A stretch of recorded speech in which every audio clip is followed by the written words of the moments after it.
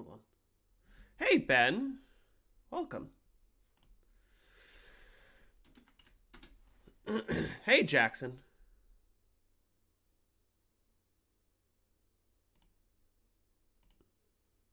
My day was good. I played a show earlier today. I'm not gonna lie. I wanted to stream like 4 hours ago. But yesterday and the day before, I was working and gigging all day.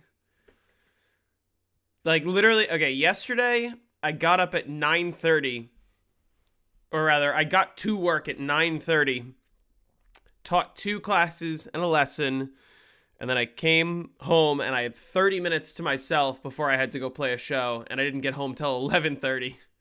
This is my latest stream in a while, yeah.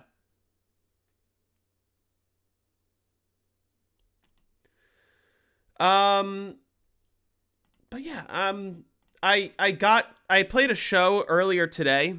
So I luckily yesterday I was fucking exhausted. I was beat. And then I woke up this morning and I was like, okay, I should be fine. Just have to play one show. I only got to be there for 3 hours, easy.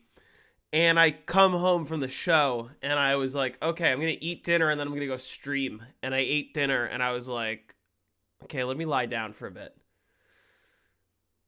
And that was about 4.5 hours ago. So I literally woke up from a nap like 30 minutes ago. And I was like, okay, do I just want to try to go to bed and I'll stream tomorrow? Or should I stream today? And I flipped a coin. And now I'm streaming. So now I'm here. We're gonna play some more 5.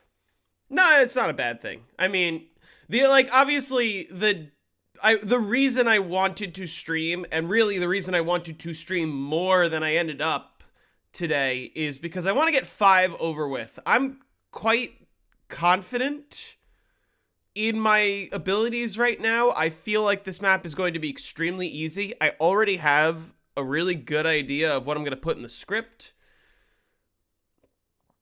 And so I want to get the 100 so that I can get this done, so that I can get the video out, so that I can get to the next map, you know? Let me play some music and then we'll get started.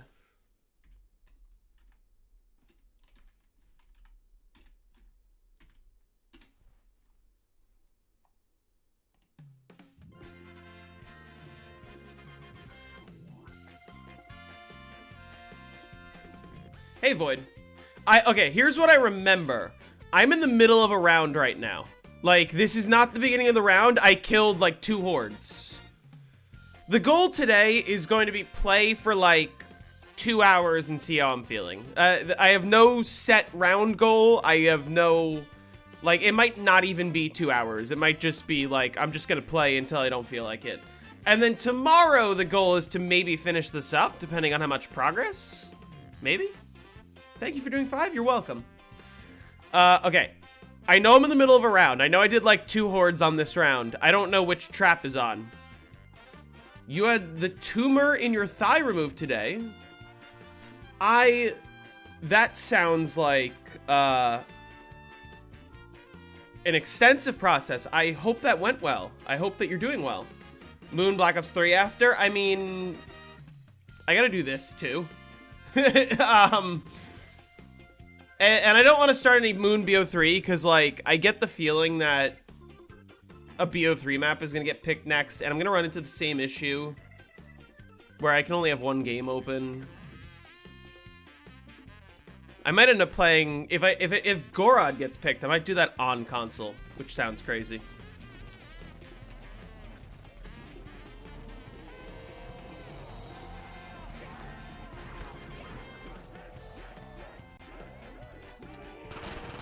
My controller vibration isn't working for some reason. Okay, now the question is, I think I'm 1 horde into this trap, right?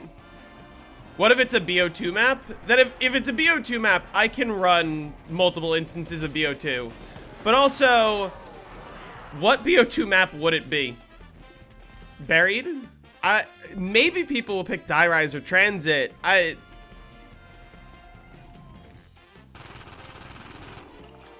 feel like Buried would be the more likely one to get picked. I could be wrong about that, but...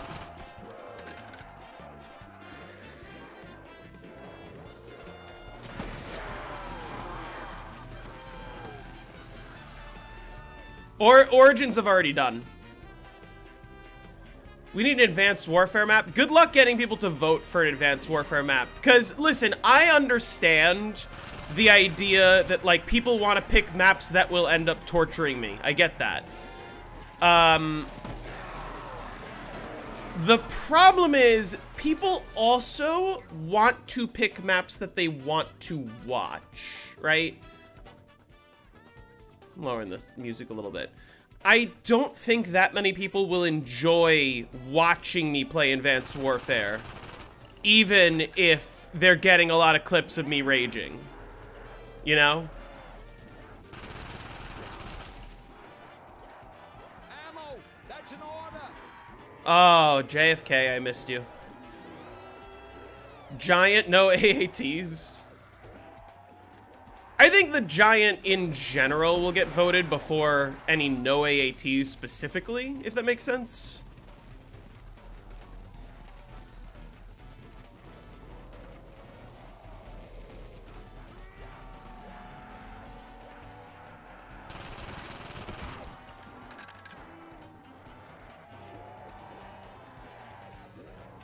Starting room would be fun. First rooms would be interesting. I guess, you know, in theory, there aren't rules about, like, what category I play. If somebody specifies, oh, do it megas, I'll do it megas. If they don't specify, I'm gonna default to classics. Oh, shit. I didn't realize this was going on.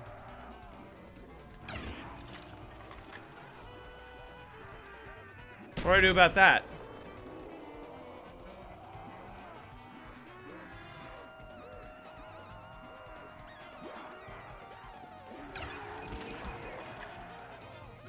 Oh, they're still stuck. Fuck? What?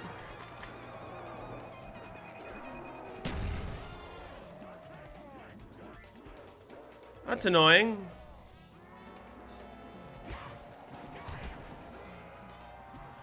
Okay, I haven't had that happen before.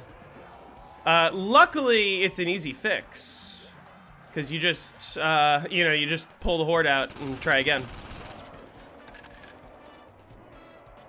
Yeah, I thought I could pull them out with the, crossbow. I didn't want them to, like, despawn in a weird part of the horde. World at War Darius, not BO1. World at War Darius will be interesting. Because, like, obviously, the #1 concern is I have to play it flawless.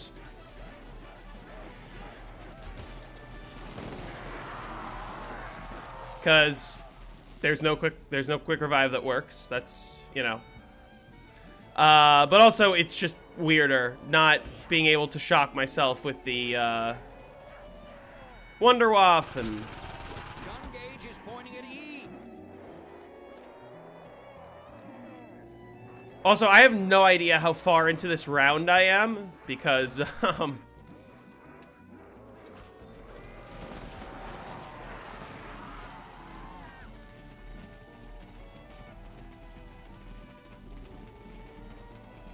yeah, rules don't specify what category I play. I will default to, like, classics and whatever, but if you specify a category, I will play that category. If you say do first room, or if you say do no power, or whatever.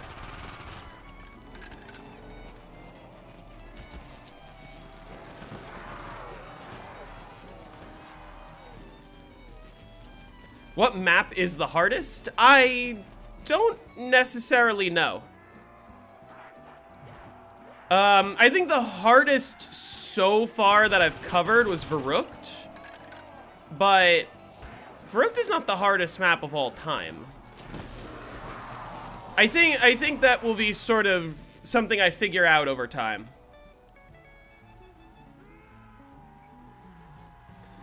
If you suggest a 100 no power while I go for the world record, it depends on the map. I can't necessarily give a concrete answer to that.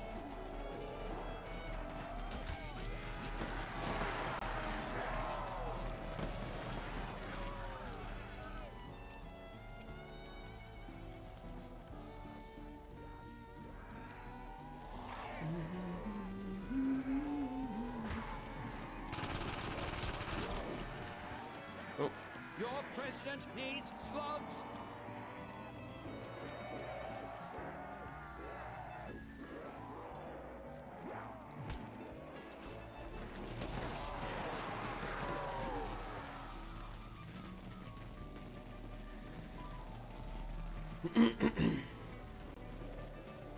Hey, Cowrie. Yeah, late night 5.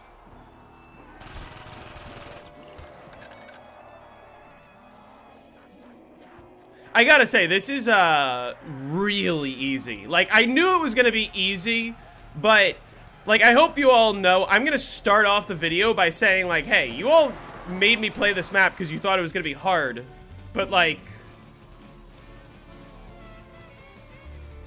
why do you hate some rules for the world records? Because they don't make sense. Because the rules are supposed to promote more competitiveness and like be designed in such a way that records are actually interesting to beat, except many of the rules don't promote competitiveness and instead just ban things that would be useful to, in theory, make the game harder, but in practice make nobody play the category. Perfect example is banning Electric Burst, right? They say they ban Electric Burst to make it a more competitive category because Burst makes Alpha Omega specifically too easy. Except with Burst banned, it's not a more competitive category, it's just a map that nobody plays. And that more people would play if Burst was allowed because it's the only fun strategy on the map. Straight up. It's all that, and also the fact that rules are not consistent across games. Like, BO1 doesn't allow patches, BO2 does allow patches for speedruns but not high rounds, BO3 does allow patches for high rounds but not speedruns, and then BO4 is back to banning patches. And it's like, what? And then the argument is, oh, but they're different communities. And it's like, no, it's different world record holders. There's very little, but not zero, overlap between, like, who holds world records on which games. But there's not, like, there's a lot of overlap in the people that play the games and the people that play the categories. Just not necessarily the best people in each category. My vids kind of made things sound easier than they were, because they are as easy as I say. Like, listen, again, people think 5 is hard. This is like fucking attempt 1 right here. Basically. I know that mods and the editor will get mad at me if I say that it's actually attempt 1, because, like, I died on round 7, and then I died on round 20, and then, like, you know, I had a bunch of, like, stupid, I don't remember how to set up on this map moments. But literally, as soon as I said, okay, I gotta set up, let me try high rounding, now I'm here.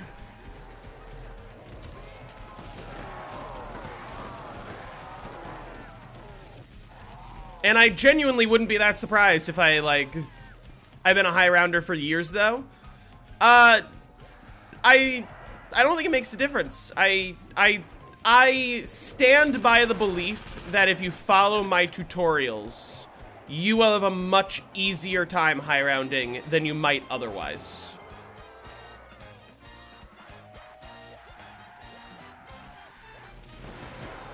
And I mean that. Like, I'm not saying that you're gonna get it in as few attempts as I did, but I am confident that anyone who watches my tutorial, absorbs it a little, and, like, locks the fuck in, will get to round 100 with practice. Right? It might take you more attempts than it did for me, because I'm a high rounder and because you're not, theoretically. But I stand by it.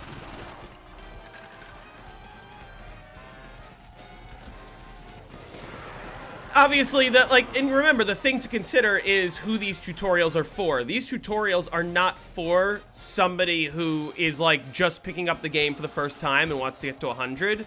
These tutorials are for the people who can get to round 30, right? And that's not a very high bar. Getting to round 30 as, like, the, okay, if you can do this, you can follow one of my tutorials, right? A lot of people can get to round 30.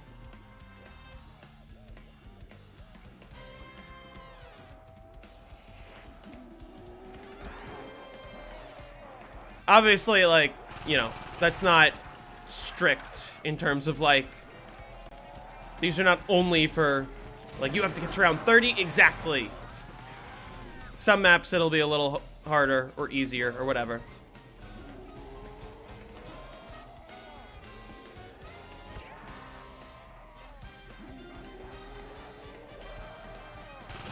You commented because you wanted 5? Well, a lot of people have been commenting 5, and I think that a lot of people wanted 5 because they think 5 is hard. Because they think 5 is as hard as Verrückt, or almost as hard as Verrückt at the very least. And then they're gonna be really surprised when I go, oh yeah, this one, fucking hell, what? Climb out of the window. That's gonna be such a pain in the ass. Because they're all gonna despawn any second.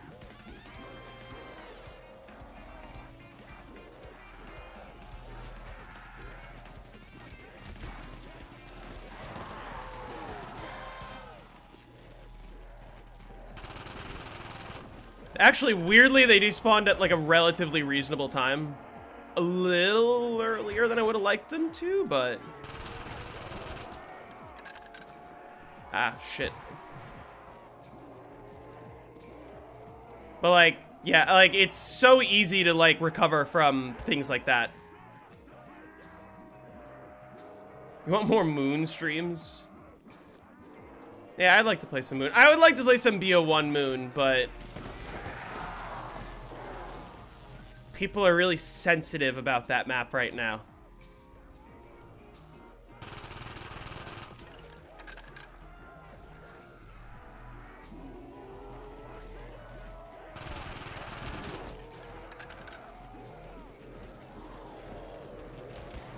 Why are people sensitive about BO1 Moon right now? Because of the votes that happened a little bit ago.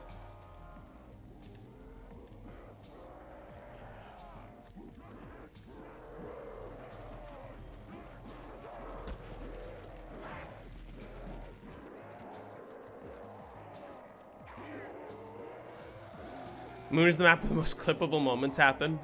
In some ways, yes.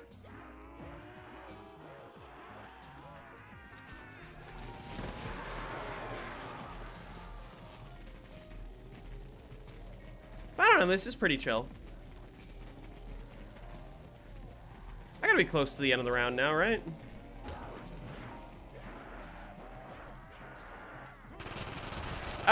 Basically, Void. People are genuinely salty about ceiling spawns, but, like, again, people are failing to acknowledge that, like, hey, these rules don't just affect world record holders, they affect everyone. Perfect example. My good old friend Wonderful, who just got back from Japan and was just streaming.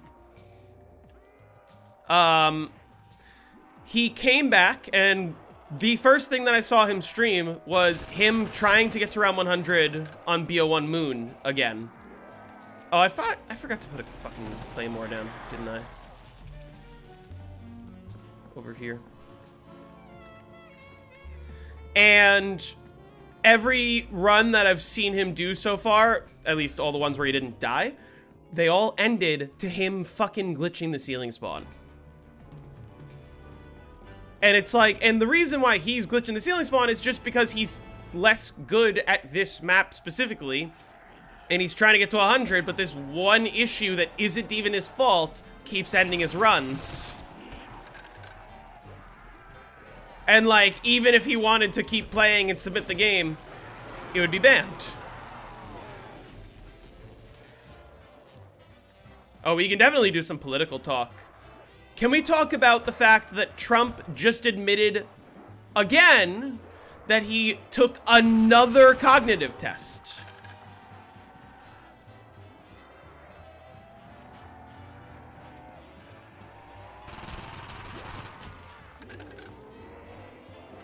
There is a patch to fix the ceiling spawns, and it's not allowed. And actually, I mean, technically one of the reasons he isn't playing with it is because animated camos. He is breaking that rule as well. He should just be playing with the patch. But I don't know. I think in his mind, and I do agree with this in some sense, in his mind, it's like the ceiling spawn issue is changing a fundamental aspect of the game where the animated camos, like, yeah, you could argue, oh, there's reasons why it's not allowed, but, like, it is just an aesthetic thing. Yep, yeah, the cognitive test that was really, really hard, the one where he had to identify a bear in a group of 4 animals,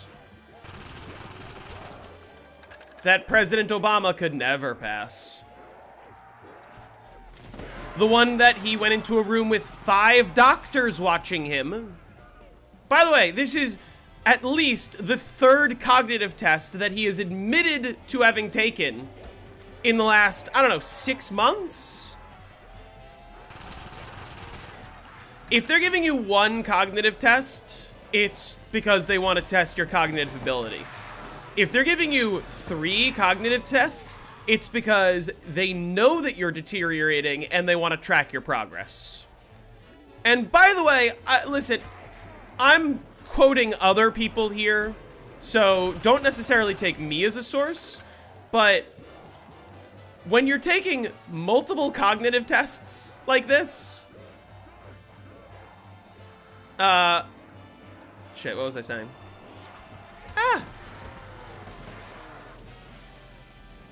When you're taking multiple cognitive tests like this, you usually don't take more than 3. Once you're on the 3rd, it's not looking good for you.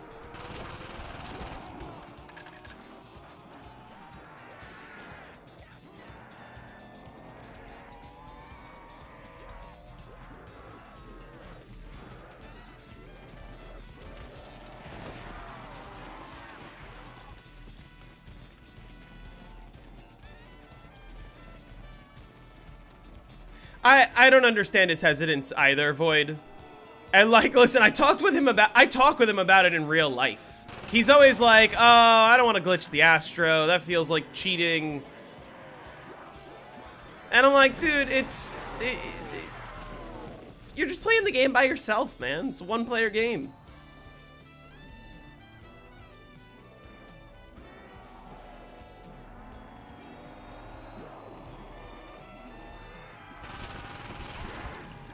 Yeah, the ones that they're making Trump do, like, they're known dementia tests. Hello? What the fuck? Did I get hit too many times and not heal? Back and better than ever.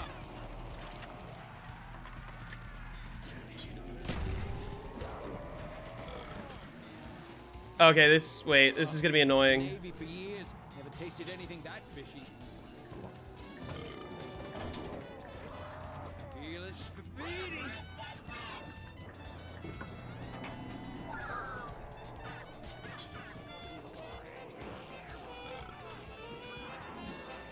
Let's pull the trigger on these scum divers.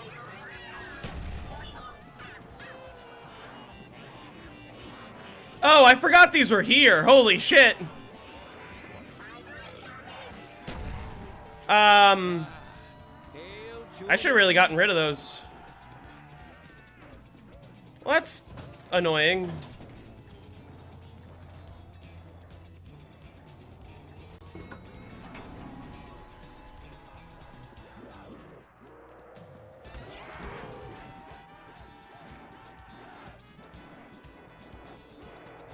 How's JCM doing?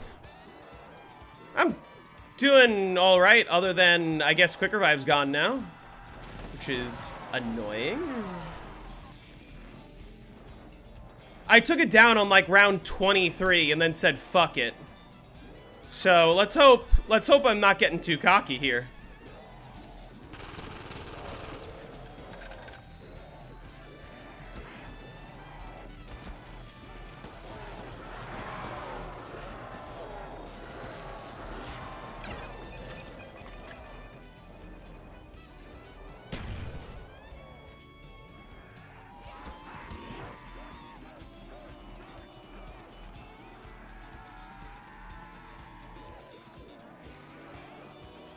Huh.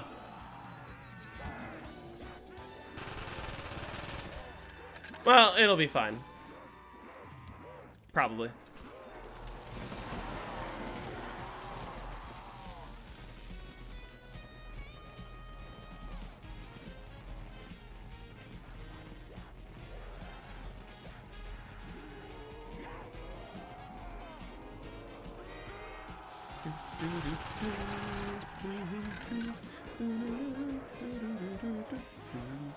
Is this round? I don't think so.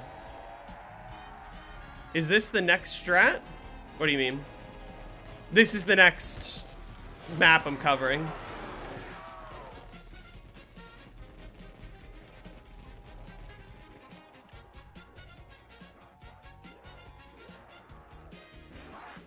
I don't understand how I fucking, like, died there. I guess I just got hit, like, twice at a weird interval, and that was enough.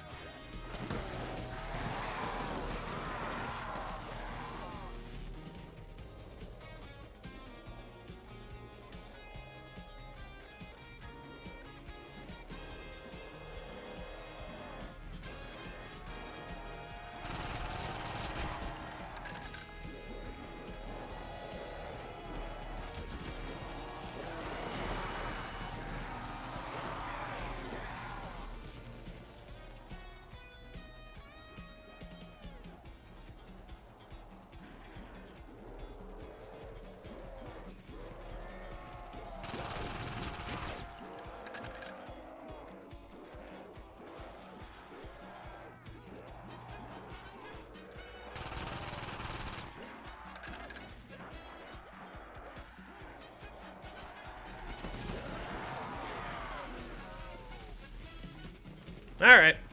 Well. Will I be doing classics for Knocked on BO3 if nobody says what types of gums? Probably, although I'm gonna be really annoyed. Because in a lot of ways, Knocked BO3 is not very different from Knocked BO1. Some people will think that it's very different because of your access to perks, but like, the main difference between BO1 and BO3 Knocked is simply having unlimited downs versus having no downs. Hey, how's it going? You hope BO1 Shinonuma's next? I don't want to play Shinonuma.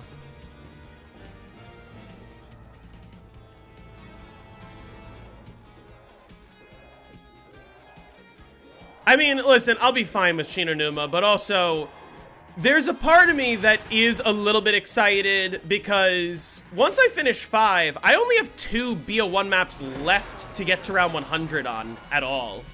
Just as a personal goal. And for the tutorials. I mean, obviously, Call of the Dead doesn't have a tutorial, but I have hundreds.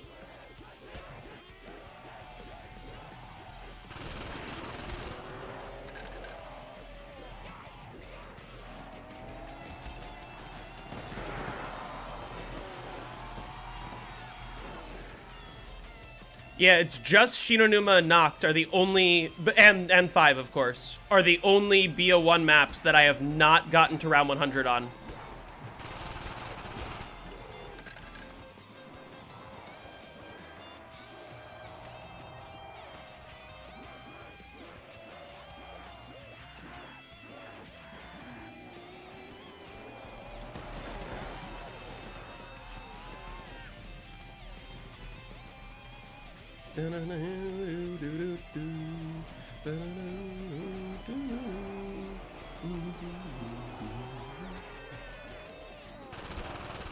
I'm not looking forward to BO1 Knocked, just because it's just so long.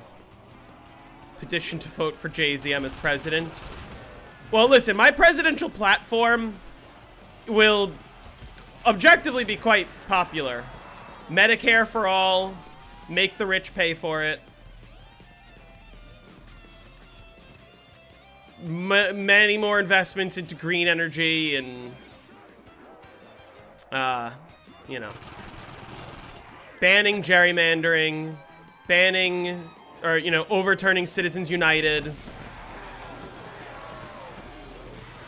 banning Congress trading stocks and options, banning Kalshi and prediction markets just outright. Like, let's get rid of that.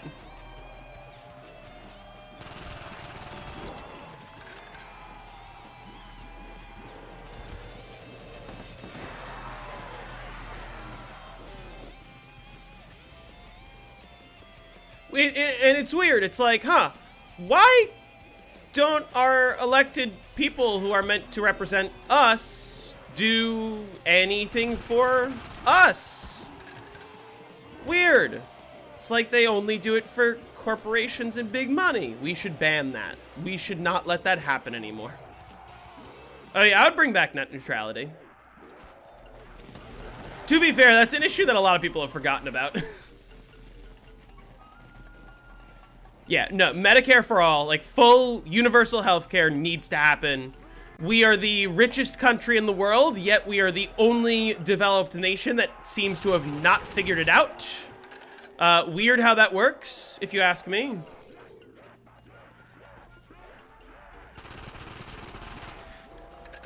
Worth noting, I think a lot about how Ronald Reagan lowered the corporate tax rate from 70% all the way down to 28%. And then HW lowered it a little further, George W. Bush lowered it a little further, Trump lowered it even more. And it's like, hey, first of all, if we want any chance of paying off the national debt at all, we gotta fucking raise taxes on the rich. They have to be paying more than the average person, not the same or less, which is what most of them pay.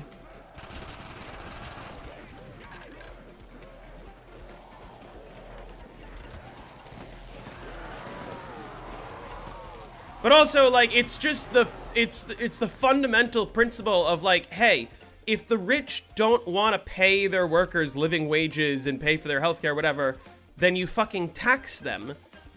And you give people services that they need. You make transportation more readily available. You make healthcare something that's easy to obtain, that everyone should have.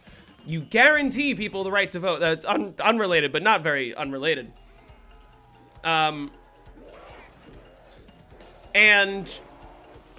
because people are saving money on these sorts of costs, because people end up saving a ton of money on healthcare, they end up spending that money and reinvesting it into the economy. And so it ends up paying for itself, like, quite easily.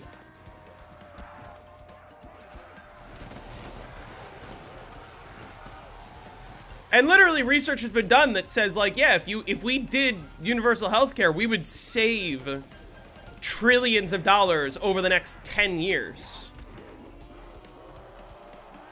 A communist live. A communist live to say that healthcare is a human right? You know that every other developed country in the world has it, right? It's not even communist. It's like, it's literally... It's been researched. It's doable. It's easy. Yeah, it would be very simple. Give tax breaks to people that actually pay their workers a living wage and provide health care.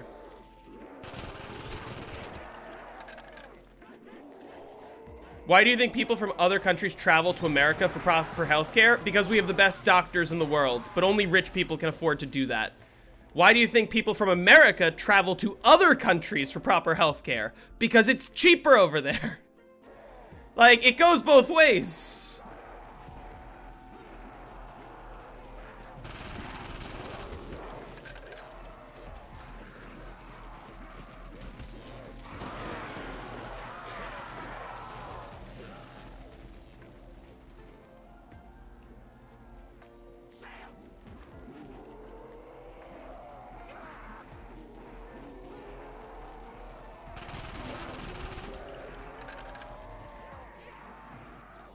good luck getting healthcare in other countries.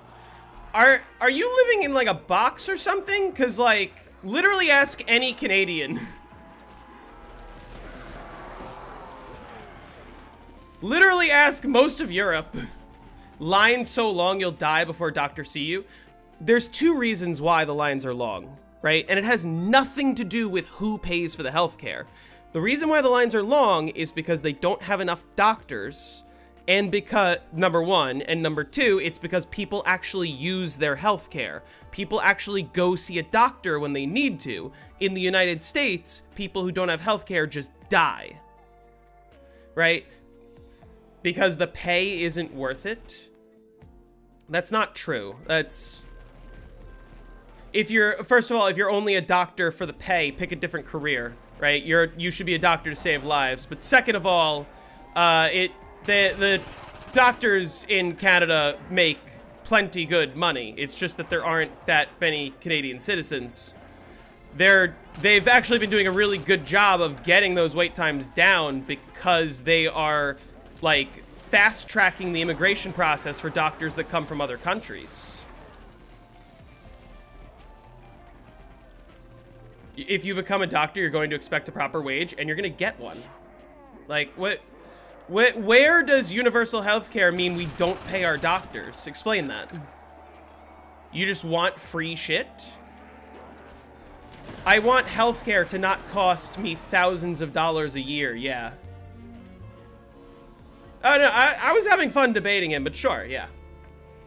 He was probably from Israel anyway. Let's be honest. Oh, I definitely forgot to put claymores. I don't think this is going to be enough claymores, but maybe.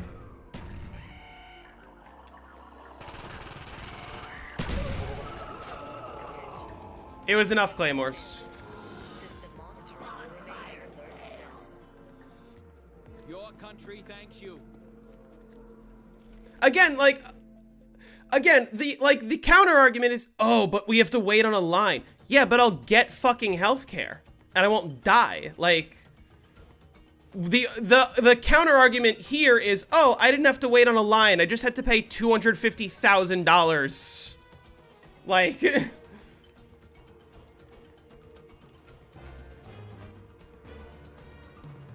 it's the same arguments that just get parroted.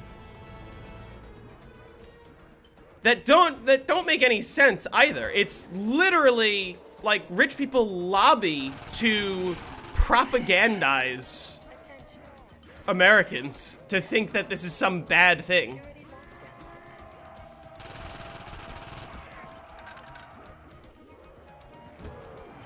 You want to talk about it's also not free. Taxes pay for it. Like, oh shit. Okay, wait. This Horde's gonna get a little fucky.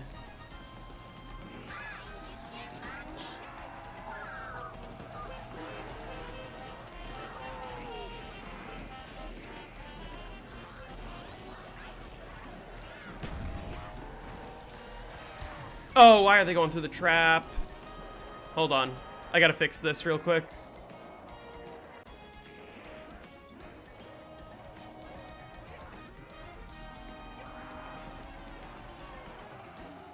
Alright, fixed.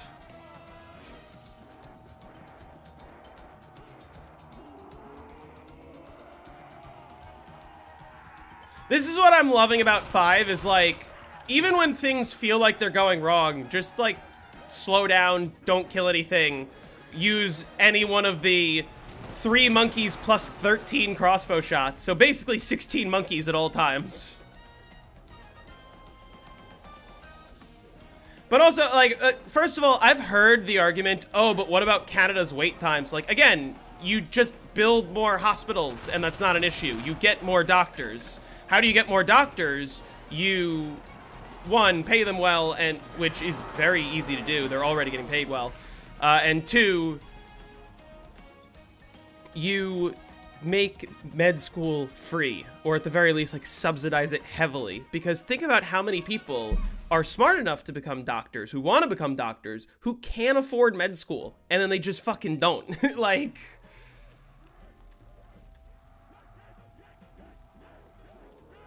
It's not gonna be easy, but like, if we had a population that was willing to work towards it, it'd be done in no time. Have I considered moving to Canada before? I have considered and considering. Problem is, what I do for work sort of keeps me bound to the United States, and I'm not the biggest fan of that, but I would take any opportunity I can get to just fuck off to Europe somewhere. Just don't necessarily have that opportunity. You reckon Black Ops 3 could still have a box error? I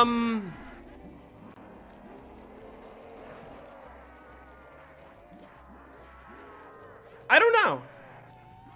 The question is, does a game still have a box error if box error takes longer to reach than the reset time of the longest map? Like, if I spent 300 hours on Noct only hitting the box, would I box error or would I reset first on BO3? That's the question. And then if the answer is you reset first, then is there a box error? It's sort of like, I think it's sort of the same as saying like BO1 has a round gap. It does.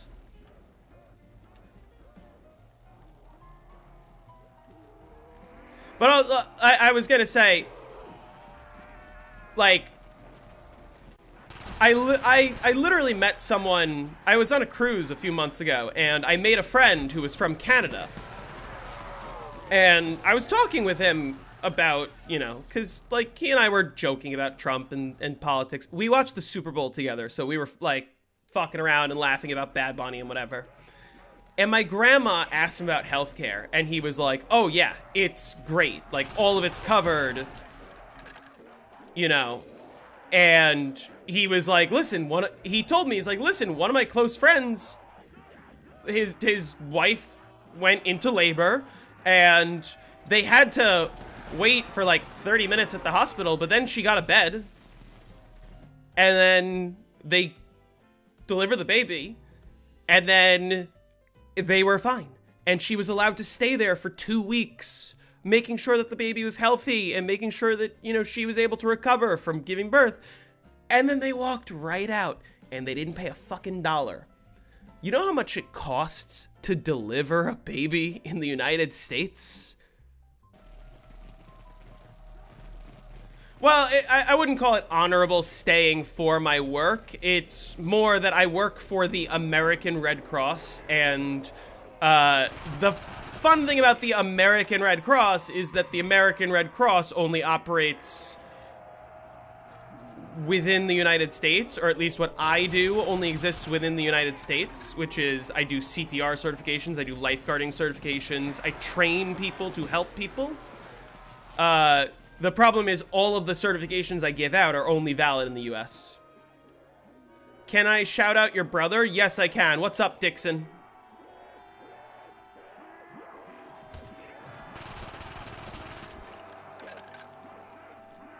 Yeah, again, it's like, the argument is, oh, rich people deserve to keep their money. What do you just want? Free shit?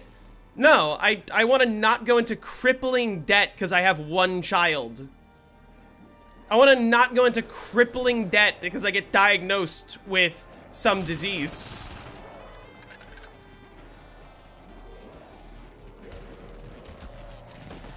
I was worried there for a sec. Now I'm a little paranoid every time I get hit before going into the trap. Yeah, there very much is that in Canada. Like, if you go to a hospital for a non-emergency, you might be waiting a little bit, but I'd rather wait a little bit and get free healthcare. And if you go to the hospital with something life-threatening, you're getting it immediately. Like, it's not like they're gonna say, oh, what, you're bleeding out? Sorry, there's a line. Like, that, like the whole, oh, but you're gonna wait on lines thing is a load of propaganda. It really is. Like, yeah, if you're going in for a non-critical procedure, you might wait a little bit. But guess what?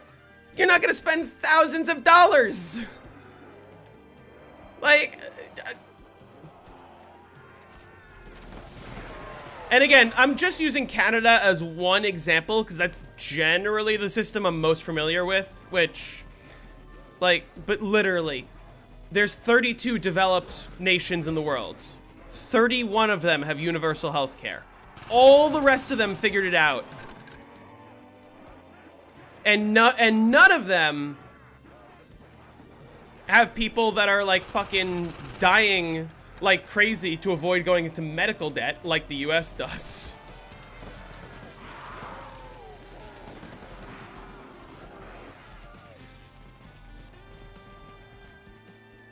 Yeah, I'm sort of trapped, but like, I have looked into it. Like, I could become a CPR instructor and do what I do in other countries. The problem is, there's not really an easy way to like, move up that ladder. I would really have to start from scratch.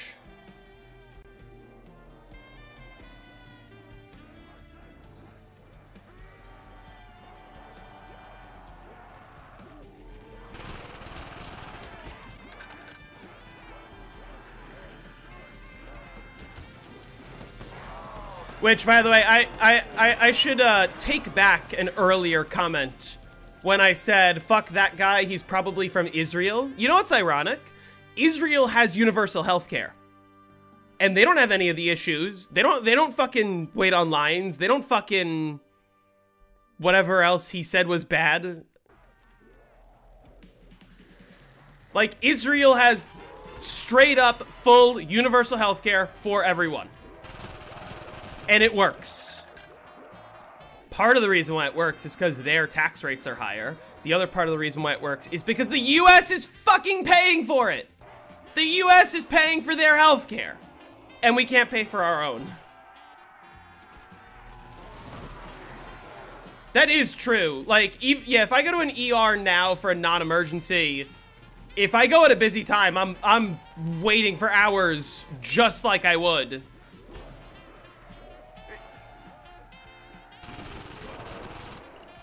Like, it's not even that different.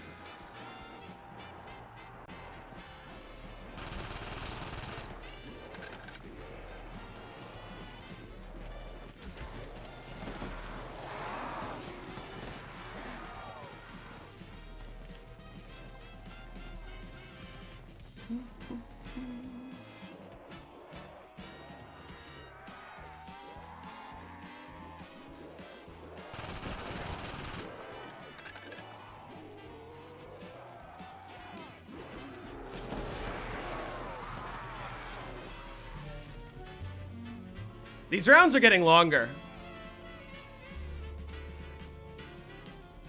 Oh, fuck, claymores. Shit.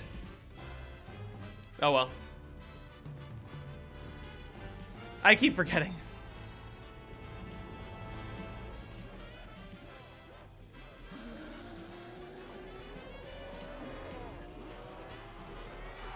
Pisses me so much. It pisses me off so much about the United States that, like, we're just willing to accept such subpar conditions and just say there's nothing we can do about it, and don't you dare try to tax the rich because they'll just move to not pay it. Which we're already seeing proof that, like, that sort of thing isn't even true. Like, New York City, excellent example. People were saying, oh, rich people are gonna just flock. They're all gonna leave. None of them are fucking leaving. Like, literally, office vacancies in New York City are down since Mamdani took office. Could you tell us what countries you visited before? Believe it or not, not that many. I've only been to Europe once. And other than that, I haven't been outside of North America.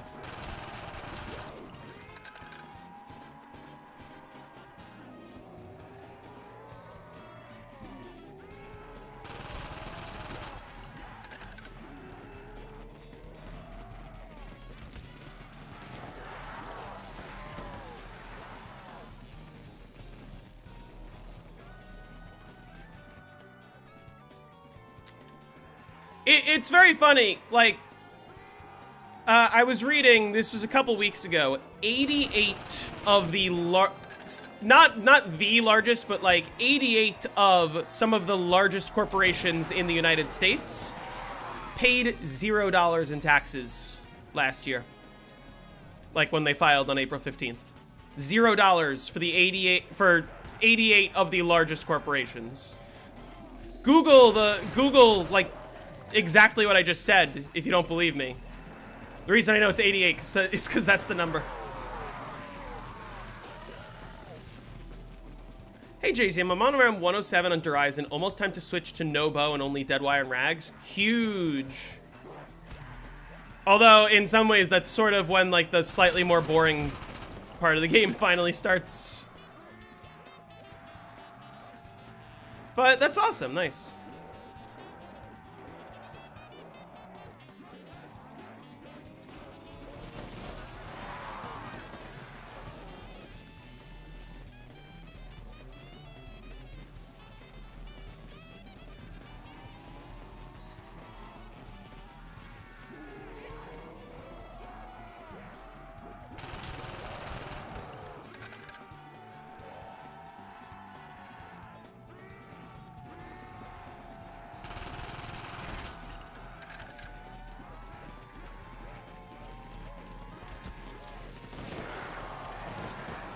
No bow on Horizon sounds miserable. I mean, it's what you do for a majority of the game.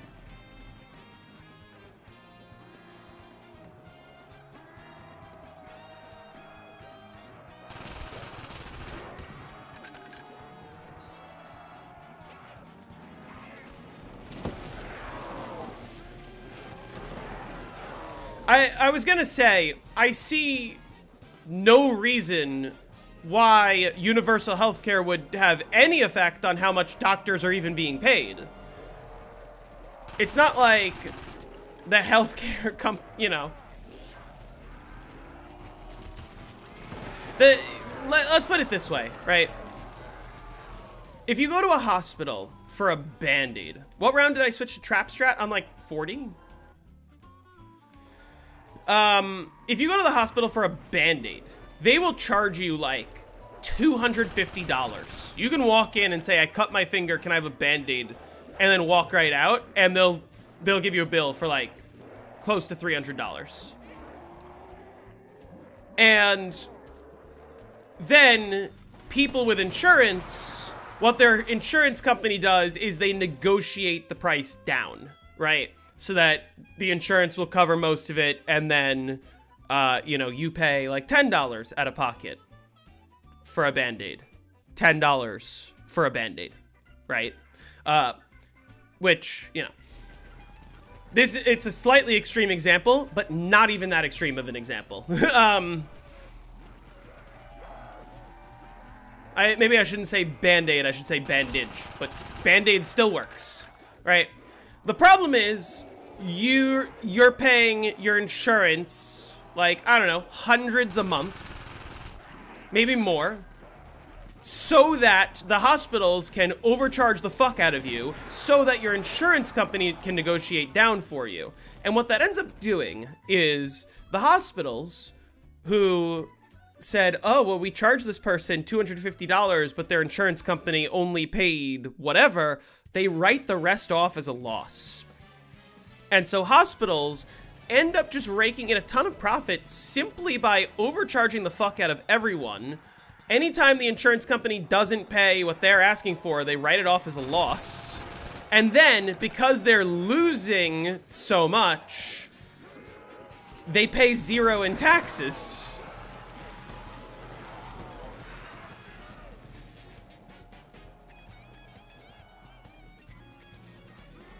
Yeah, it's like $40 for Tylenol. You want to go for fucking insulin? Oh, that's gonna run you God knows how much, which is...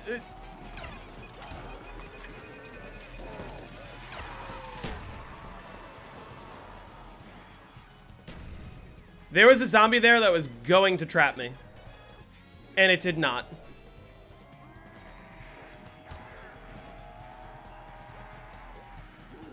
I was gonna say, insulin is a very ironic one to choose because Trump, in the same speech that he bragged about how he had to take another dementia test, which I think was like yesterday, also bragged about how he was responsible for bringing down the price of insulin, even though it was literally Biden who passed legislation to cap the price of insulin at $35. And then Trump, one of the first things he did in office, like February of 2025, fucking undid that, and now insulin costs like thousands.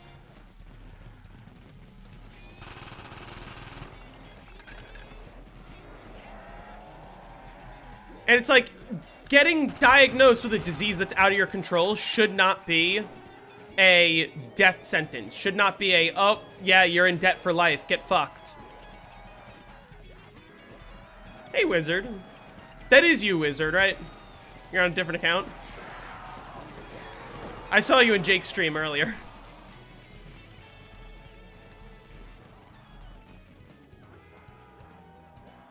I was lurking in Jake's stream for like 2 hours because I fell asleep.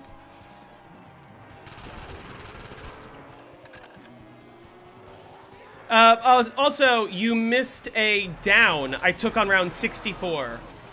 So, obviously, when I eventually make the video and talk about down recovery, round 64.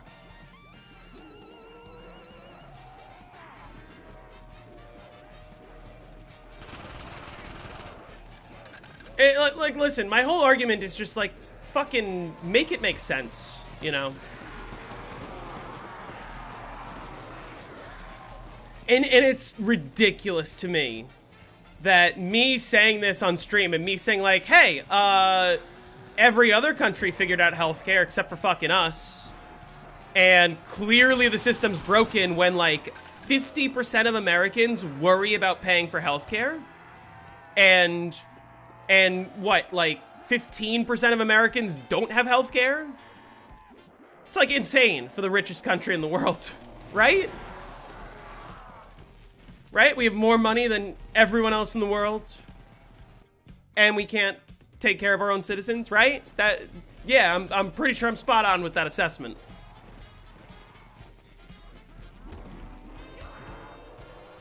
Stop fucking hitting me. Is this round?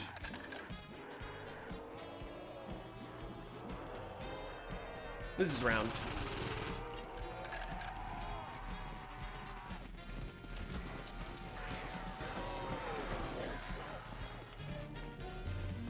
Now we are on the funny round.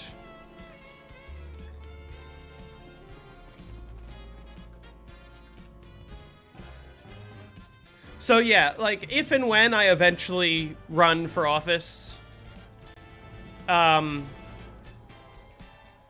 it's really not a hard platform. And it's weird that, like, the Democratic Party, like, seems so hesitant to endorse anything like this. Probably because they're fucking bought off by the same people that are buying out the Republicans right now. That didn't feel like a full horde. Maybe I'm just losing my mind. Did I hear about Spirit Airlines? Yeah, I heard about Spirit Airlines. Spirit Airlines is a big deal, because, like, listen, I know that they were the cheap option, which is why this fuel shortage is fucking them so much. But, like,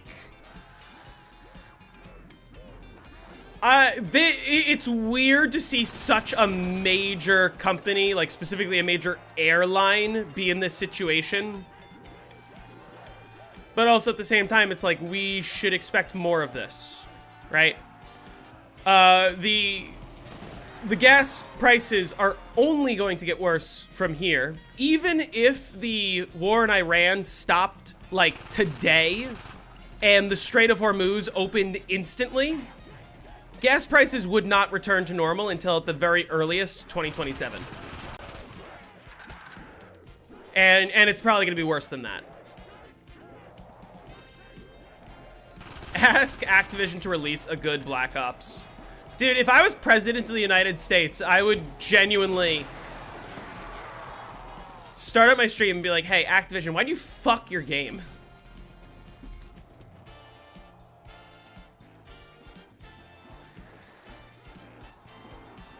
And listen, I am someone who is directly impacted by all the reasons why the healthcare system is fucked, right? Okay. I'm gonna talk about something a little bit personal on stream, but it's late and we're all friends here, right? I'm gonna talk about my personal life here, and I'm going to trust that you all won't start spreading this.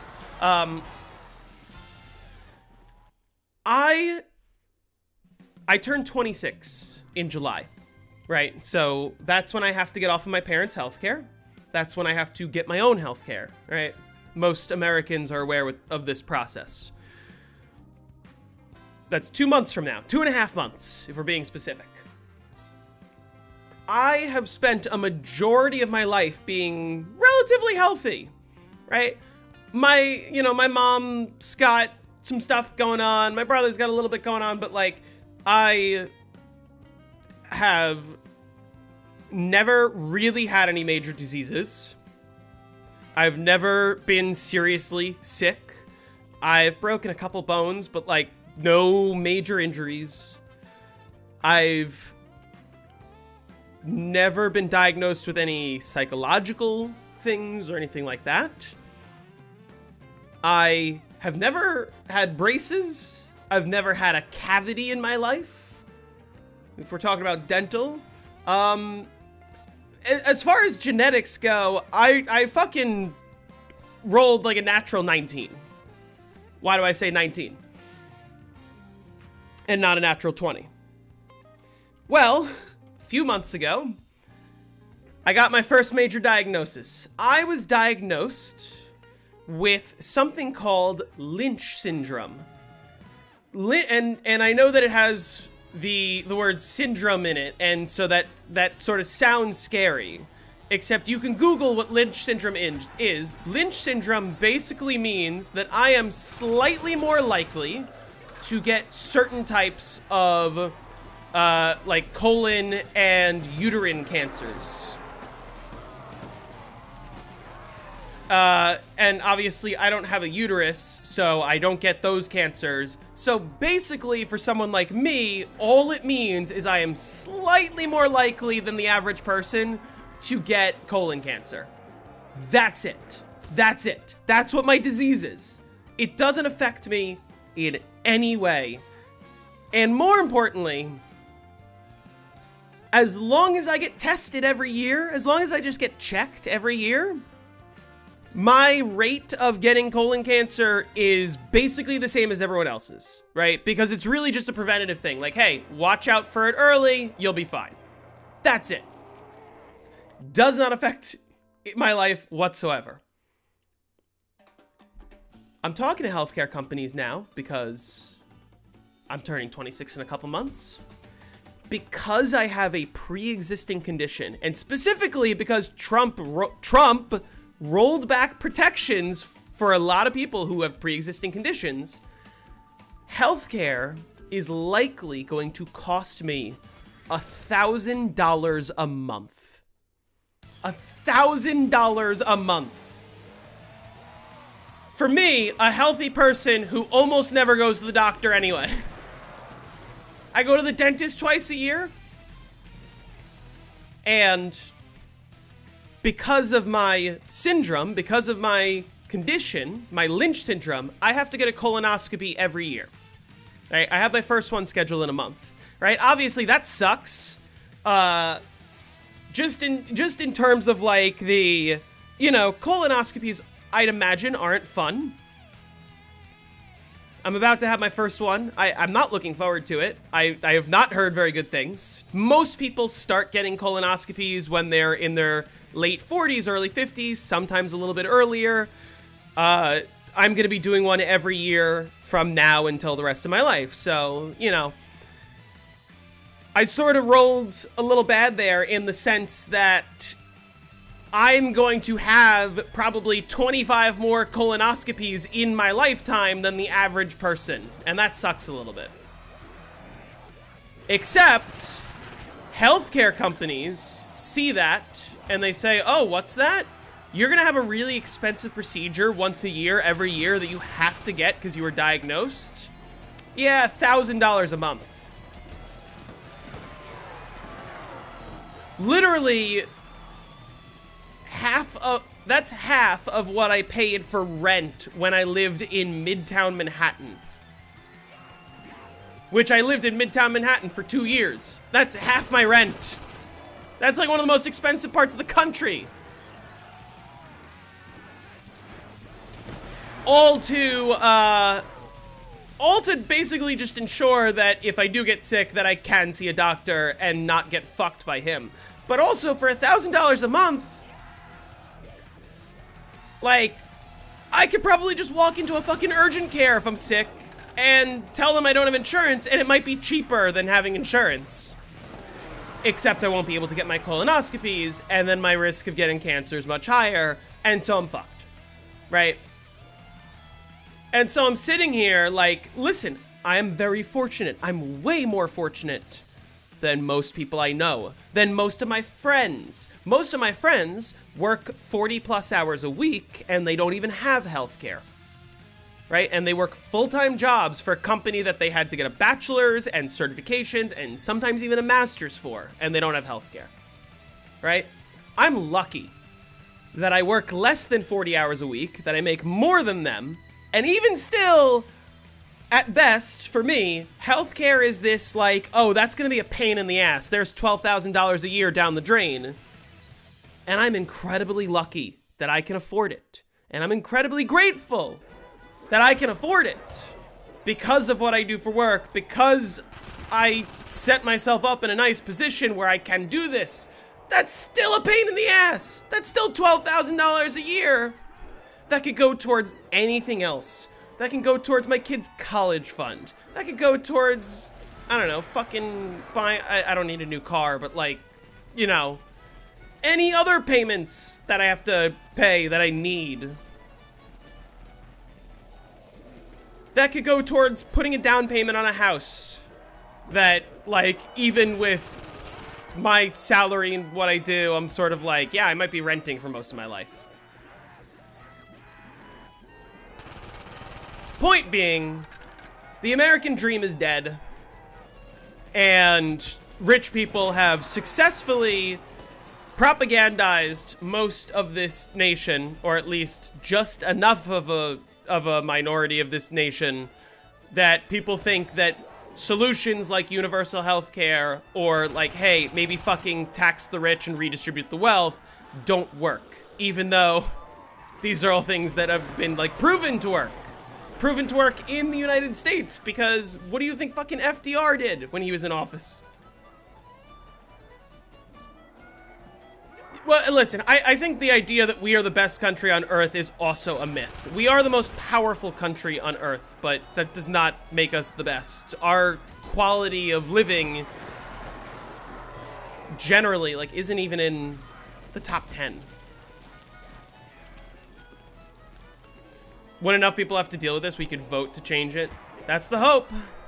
And listen, a lot of people have to deal with this. A lot of people struggle to pay for healthcare. Like, I believe the exact statistic is 50% of Americans are struggling to pay for healthcare or are unable to pay for healthcare.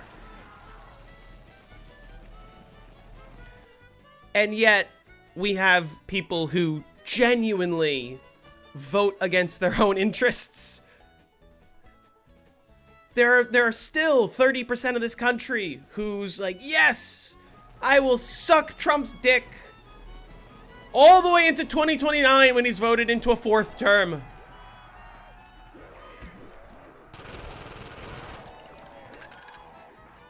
The joke there was that obviously his 2nd term was in 2020 and his 3rd term was in 2024, right? That's the joke, because he won the 2020 election. So funny.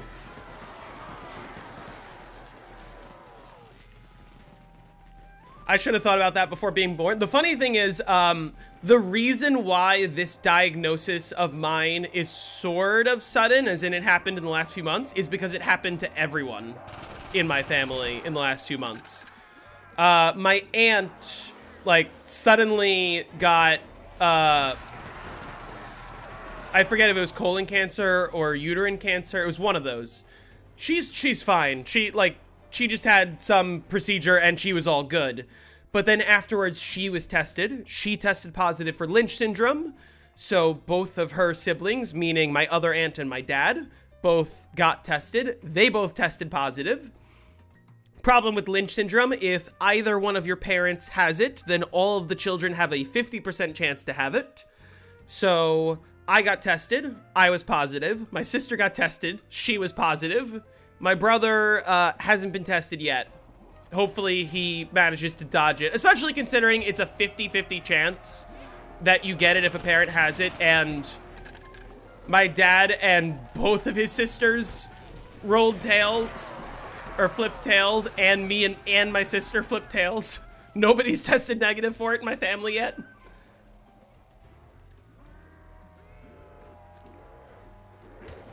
So, yeah.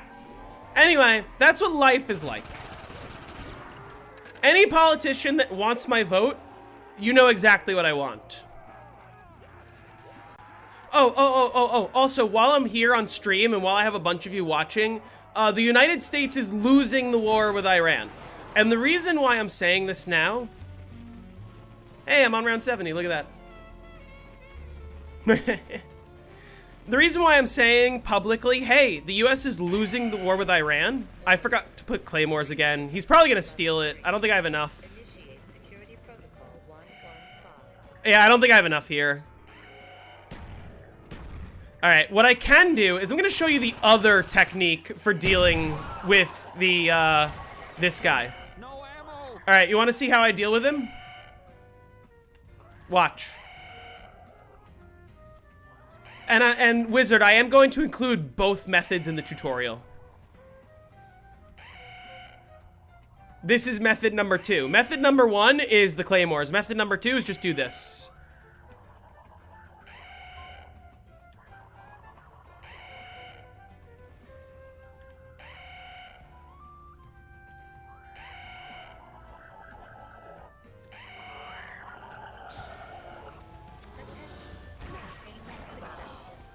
Problem solved.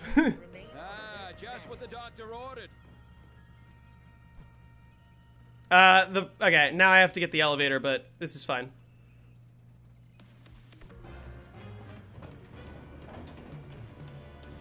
That's how you deal with him.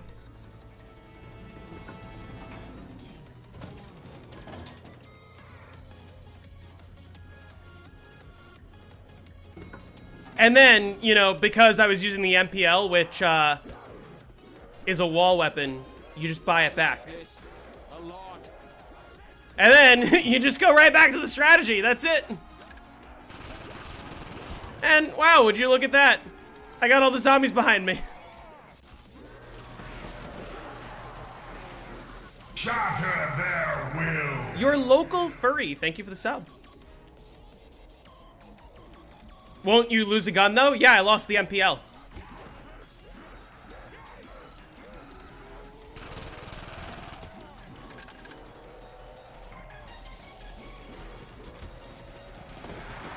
Yeah, classified last gen.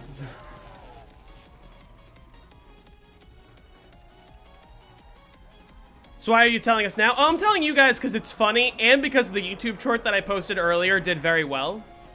And I might do a follow-up short saying, yeah, there is a second method of dealing with him. Just fucking let him steal your weapon. And then just buy it back. Who cares?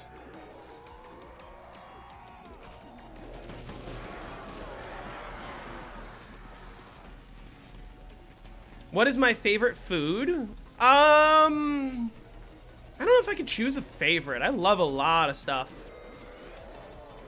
Chinese food is good. Like, I am the polar opposite of a picky eater in the sense that I eat basically anything. If you put something on my plate and tell me it's edible, I will eat it.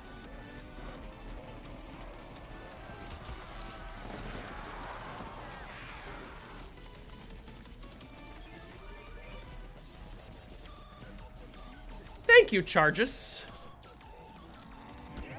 Yeah, I'm based as hell because I don't give a fuck. Listen, I think that there's a lot of streamers who are always like, oh, let's avoid politics. And listen, if Obama was in office, if Biden was in office, maybe I wouldn't be talking about, oh, I forgot to finish that thought. Runaway. I'll finish that thought. What's the next round 100 guide map? It's this. This is the guide. When I hit 100, this will be the tutorial. The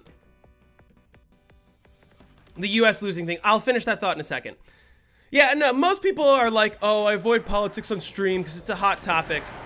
No, I talk about politics on stream because it's a hot topic. Because it's a topic that we can't fucking avoid. As long as Trump is in office, it's like we're not gonna be able to fucking avoid it. Because at this point, it's no longer a battle between, oh, I believe that we should minimize government spending and be conservative with the debt, versus, oh, I think we should spend more on social services. Now it's just, hey, I don't think a rapist should be the president. Like, especially one that is like Trump. Other than Jeffrey Epstein himself and maybe Ghislaine Maxwell, Trump is like the most implicated person in the Epstein files. Like, and that's not a disqualification. Have I gotten any pointers from the Five King? I actually got pointers from TTS. Not text to speech, TTS, the 5 player who used to hold the world record.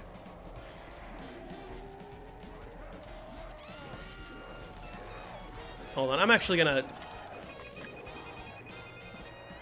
I definitely didn't need to do that. I think I kind of just blue screened for a second there in my head.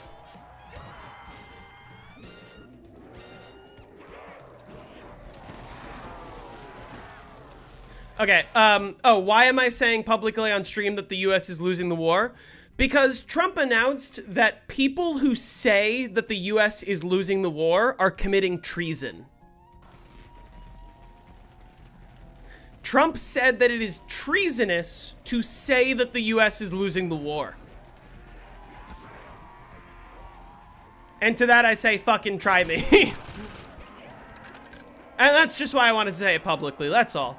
They're trying to build some surveillance state where, like, they can literally use your words against you and, like, violate the First Amendment. I think they were trying to pass some law that, like, said that, like, anyone who posts online disagreeing with the president is, like, a terrorist or whatever. I don't know exactly what it said, but it was basically that.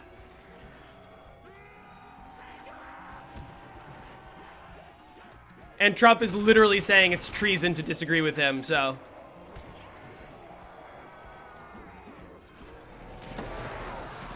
Yeah, exactly. Like, listen, the US is in the middle of our downfall right now.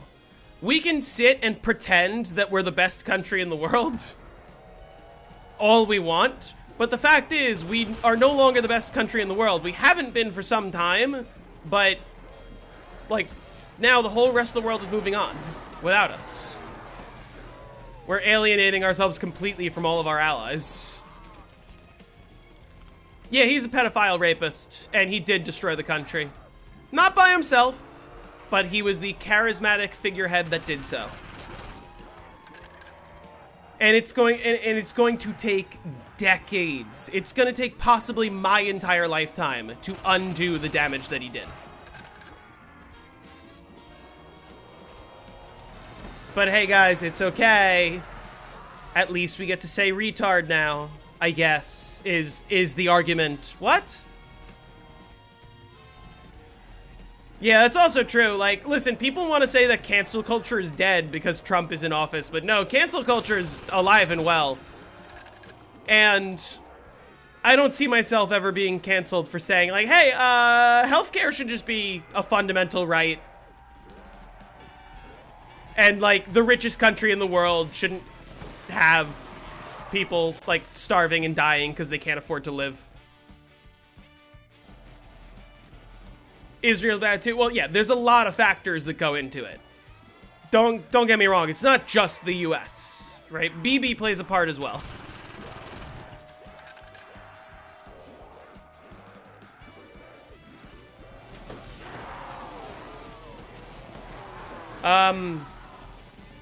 Five King has been streaming lately too, although he was on Ascension. I did see him streaming Ascension.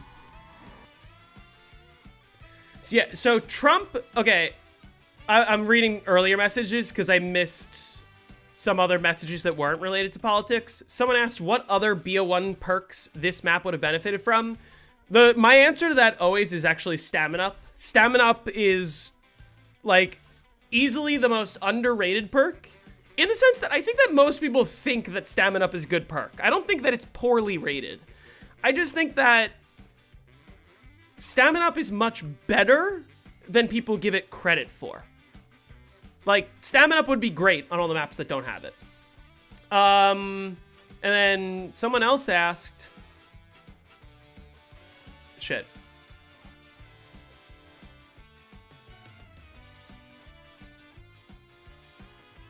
There was another message I just read.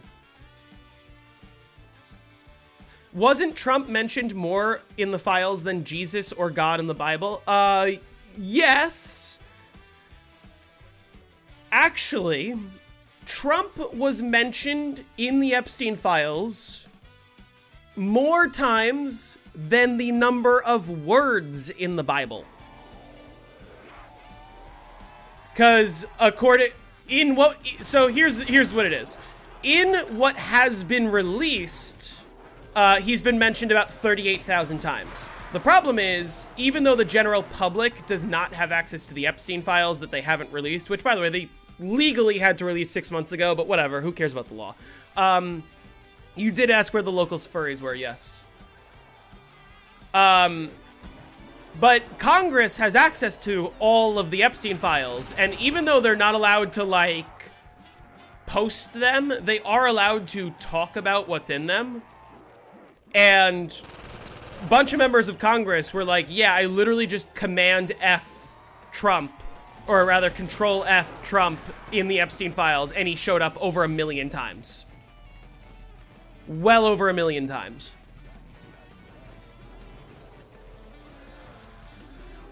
And that's not just because he was president, right? Obama's not showing up 1 million times. Biden's not showing up 1 million times. Fucking Bill Clinton didn't even show up 1 million times.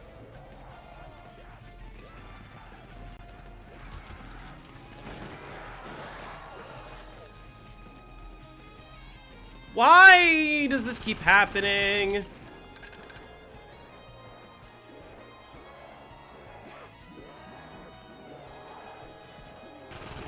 So yeah, there's a little over 700,000 words in the Bible. So yeah, replace all of the words in the Bible with the word Trump, and that will be almost as many times as he shows up in the Epstein files. Well, yeah, Obama was in the files because they talked about, there's a lot of people who show up in the files who didn't have anything to do with it, because the files is basically, like, almost every email that Jeffrey Epstein sent. And so, like, if Jeffrey Epstein sent an email saying, like, oh, I really hate Jon Stewart, which I'm using as an example because I think he was in the files for this reason, then like, they're just in the files.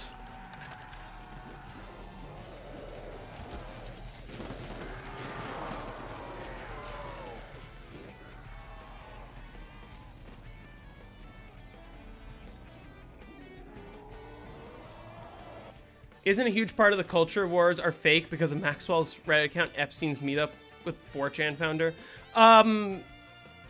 Yes. I was reading about this, and I don't want to necessarily, like, jump to any conclusions with this specifically, because, like, I don't actually know how much of it is true and how much of it is just, like, being played up, but there's been a lot of confirmation that, like, a lot of the culture war stuff was, like, Jeffrey Epstein himself posting a lot of hate on 4chan and whatever, and, like, riling everyone up and sort of getting Trump elected.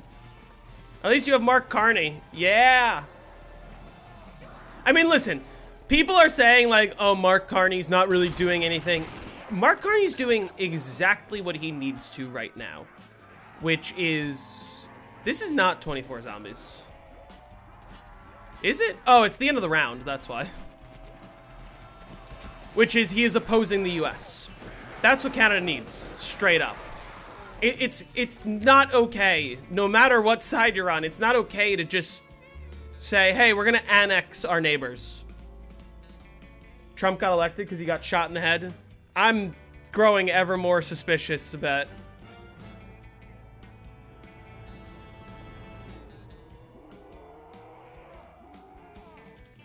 Yeah, listen, I'm not going to say that Mark Carney is the best option, but a better option than Pierre Poilievre, I would say so.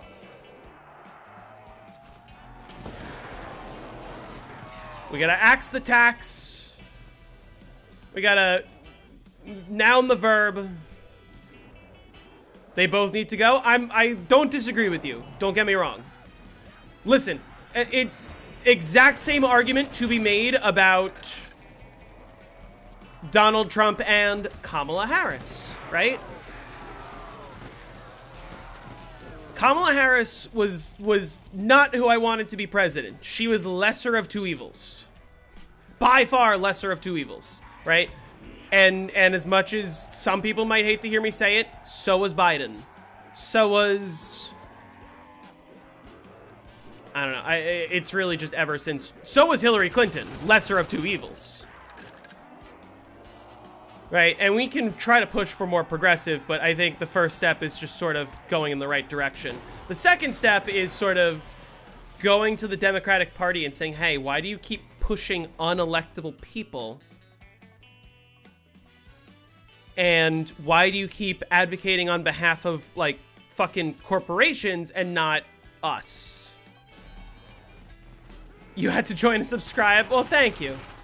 Yeah, even if you don't like Call of Duty, you might not like all of my content. I'd imagine all the videos that I post and the shorts you might not understand, but if you like coming to live streams and talking politics, I do that kind of often. I don't always talk about politics on stream, but it's late. We're having fun. You guys are allowed to vote for the leaders of the Dems. Yes and no.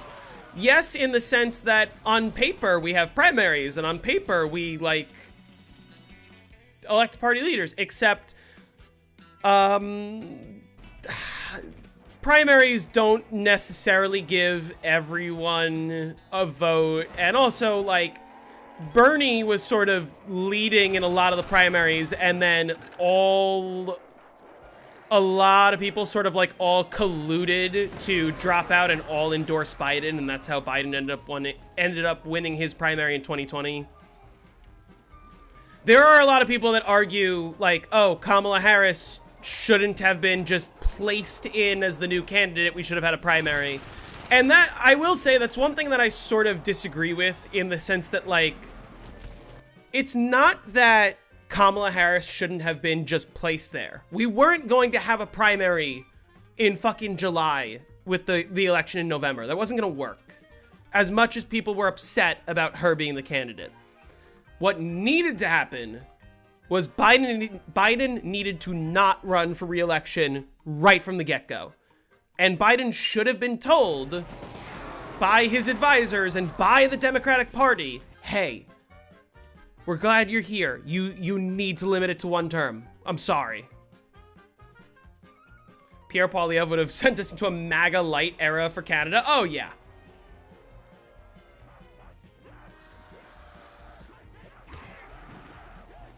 PP would...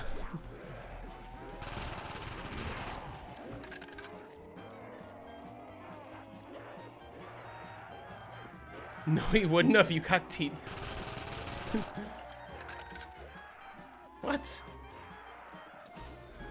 Why do you think they're pushing so hard for TDS to be considered like an actual mental disorder? It's because they want to fucking lock up people that don't like Trump. There's a big difference, which is, I think that most dictatorships, or, you know, most autocracies, or whatever you want to call what's going on, generally tend to have a charismatic figurehead, and then people who are trying to limit the rights of the average citizen, but also that are relatively competent, right? I'm not saying that Russia is competent. I am saying that they were sort of able to consolidate power because the people who were working on consolidating power kind of knew what they were doing-ish. Meanwhile, in the United States, Trump is also trying to consolidate power, He's getting a lot of help from the Supreme Court, but like every single person who's even somewhat competent at running this country, he fires as soon as he disagrees with them. And then all he has right now is a bunch of yes men who do whatever he says. And so we basically have an 80-year-old with dementia who is like making all the decisions, which is how we ended up exactly where we are right now. And again, the reason I'm calling him an 80-year-old with dementia is because he is admitting in front of the whole country, literally yesterday, for the 3rd time, oh yeah, I got into a room with 5 doctors and did a cognitive test where they asked me to identify a giraffe. What other president needs that? Don't say Biden. Yes, I know, but don't... Also, round 72 is crazy. Thank you. Yeah, I've been saying, like, people think that 5 is a hard map. 5 is sort of similar to Shang in the sense that, like, getting through the early rounds can kind of be a pain, but, like, once you get to the high rounds, it's chill. The difference is, the early rounds aren't even that bad. It's just setting the windows that's the pain. And that's going to be, like, by far the hardest part of the strategy for a lot of people, is setting the windows. Which, you know, I'm going to do my best with that part of the tutorial. And if that's where a lot of people end up dying before they finally get it, then, you know, I'll try my best.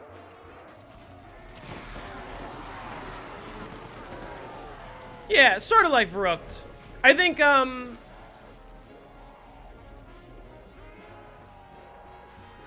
But what I was gonna say is, unlike Shang and unlike Verrückt, where like, yeah, I said the high round strategy was easy, and I didn't mean it, but also it's the sort of thing where like, there's a lot of room for mistakes, there's a lot of room for things to go wrong.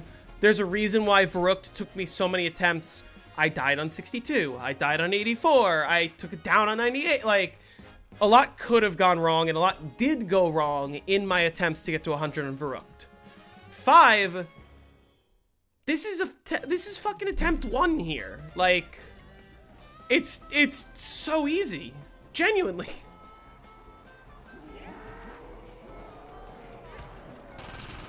And I don't know how else to say it other than like it just is that easy. Why did you choose double over Mule? I mean, technically Mule is better for early rounds, but early rounds are only a fraction of the game.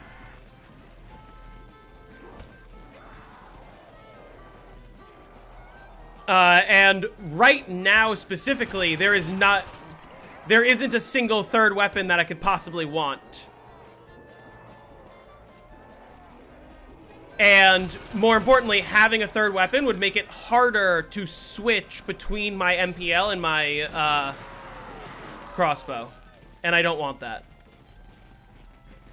Yeah, Democrats gave us Trump. Listen, there's definitely some people who are like middle liberals who are kind of saying, oh, the Democrats need to sort of advocate for both sides here. But the fact is, the other side is like literally pro-death, basically.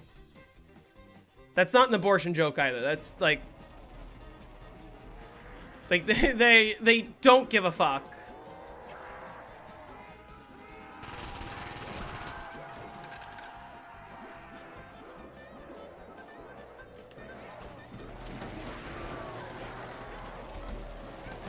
Kind of fucked that one up. I like thought I was going to this trap for a second.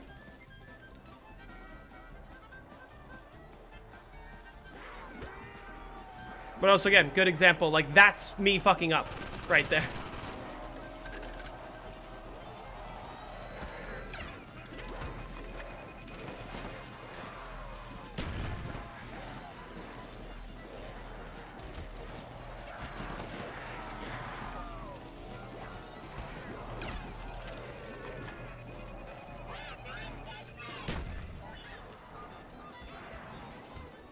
Fuck you!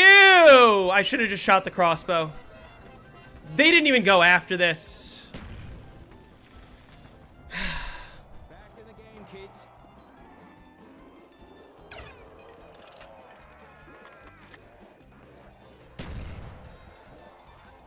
That's so stupid.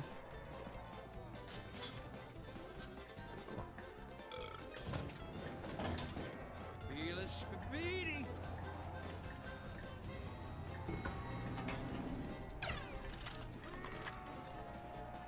Shit.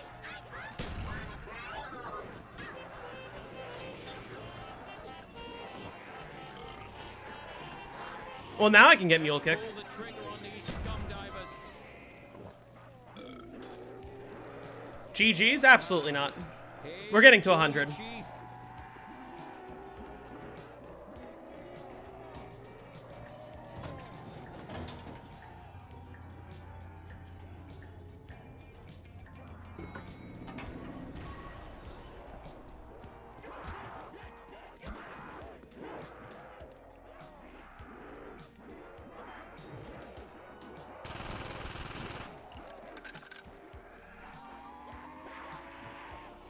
Never a doubt. That was not first down. That was last down. I mean, really, if this somehow ends up not being the attempt, then I just need to knot down on the early rounds, and like genuinely the next one will be it.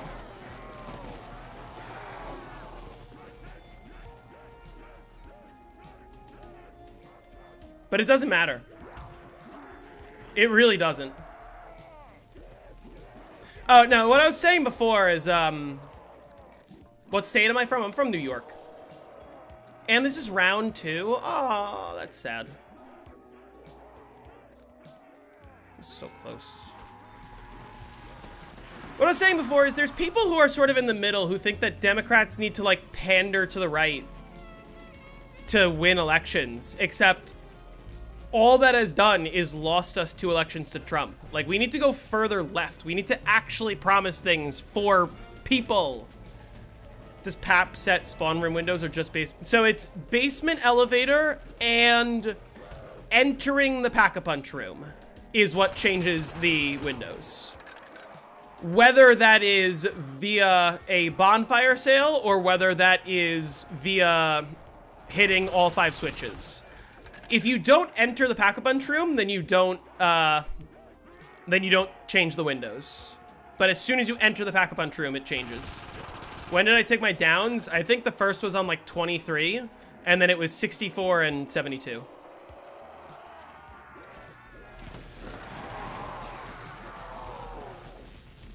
Well, yeah, hey, listen, it's not for, it's less for casuals because, Black Ops 1 high rounding is all about having good movement. It's all about learning how to control the zombies in a way that makes it easy. Black Ops 6 high rounding is all about, like, just kind of spamming, basically. Like, just spamming your resources faster than the zombies can kill you. And the same is true for Black Ops 7. The problem is you have so many resources you just can't die. Yeah, you can pick up the bonfire sales, just don't teleport.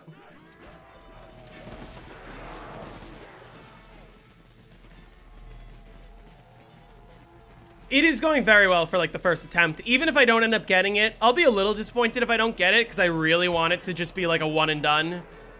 But even if I don't, like, when I make the tutorial, I'm gonna be really emphasizing, like, hey, this is fucking easy as shit. It genuinely, like...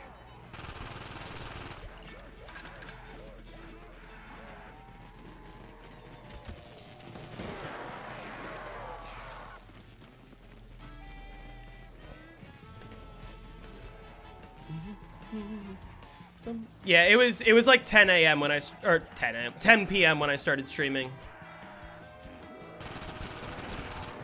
I don't know what round I'll go to today. I plan on finishing tomorrow, maybe? We'll see. 2.0 is very easy. If it was a one and done, would I say I got lucky, or was it just that easy? I've never high rounded 5 in my life, and this is how it's going. So, I would say it's that easy. And I know, like, sure, you can make the argument, but I'm already good at Black Ops 1. Yeah, that's true. But I've never high-rounded 5 in my life, and this is easy.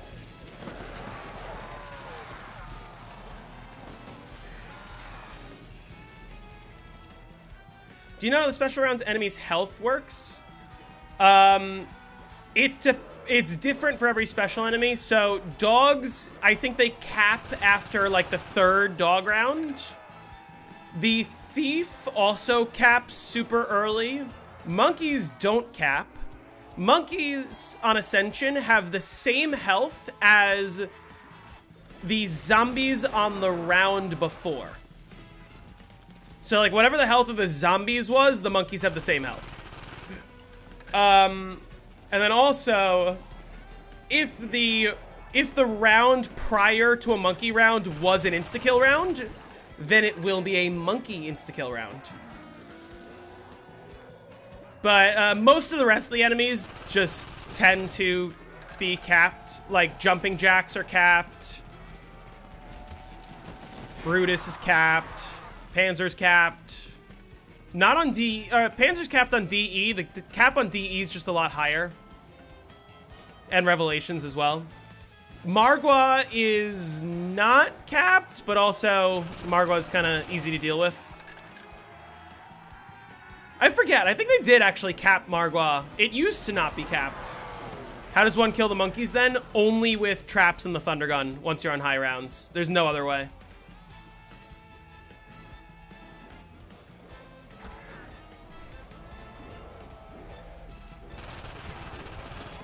But yeah, like, listen, the reason why Black Ops 1 high rounds are, like, difficult for average people, but easy for someone like me, is just because, like, it's about getting the movement down.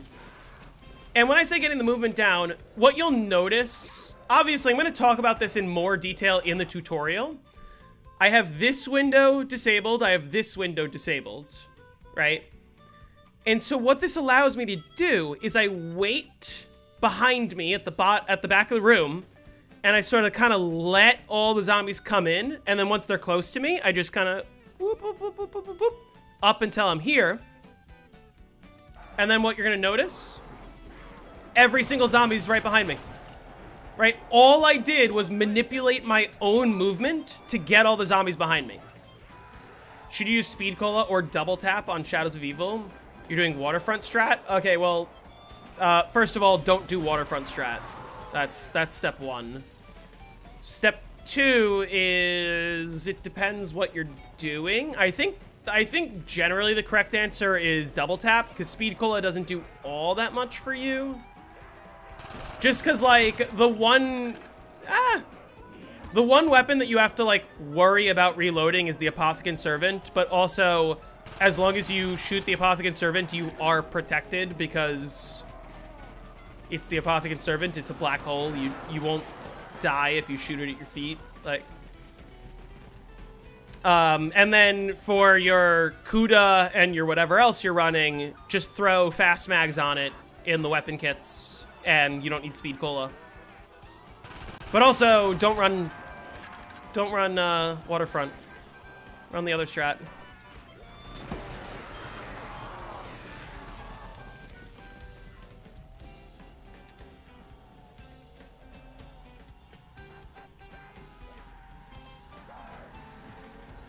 Look, all I'm doing, I just manipulate my own movement. Every zombie's behind me. That's it.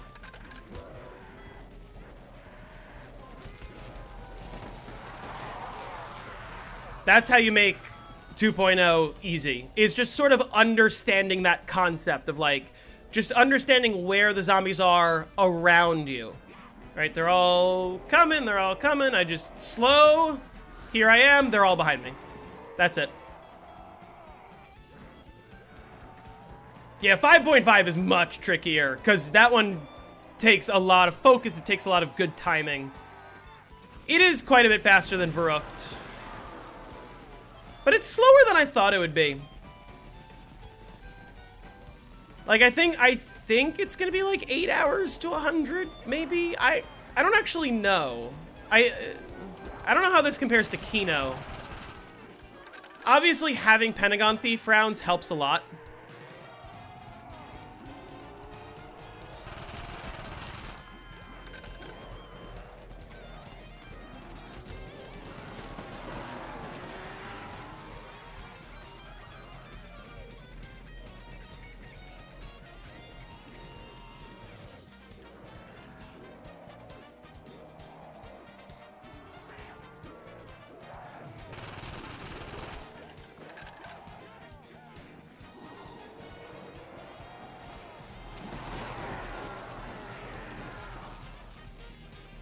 Have you heard if CT5 is going to get fixed to allow mod loading on LAN?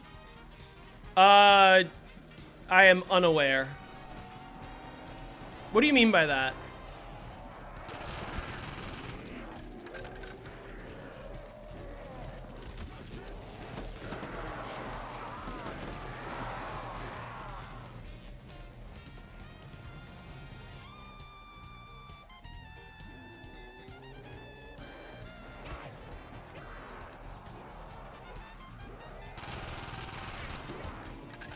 Strat tester clashing on Pluto. Oh, yeah. I mean, I know about that issue. I'm assuming that will get fixed.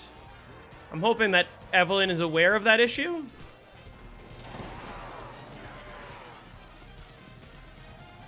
Why does this keep happening? It's annoying.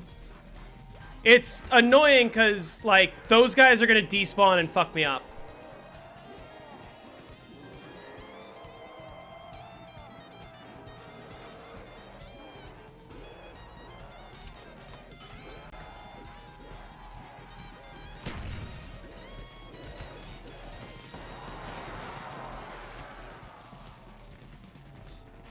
Actually, they kind of despawned at a really good time, if I'm being honest. That was as if I just killed them with a trap.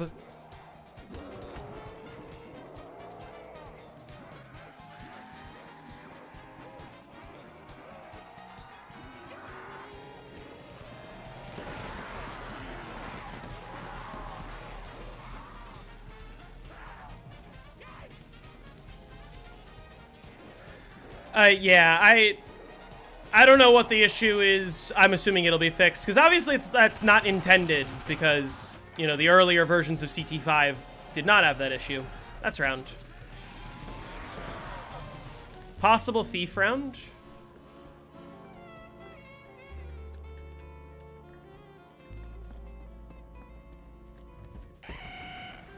Warning. Breach detected on level 3. Initiate security protocol 115.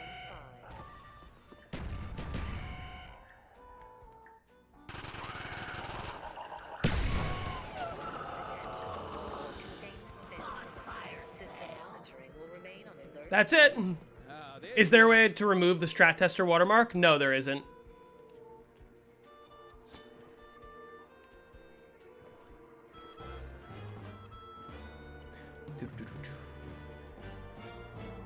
Yes, there is. I mean, the way to do it would be to go change the mod yourself.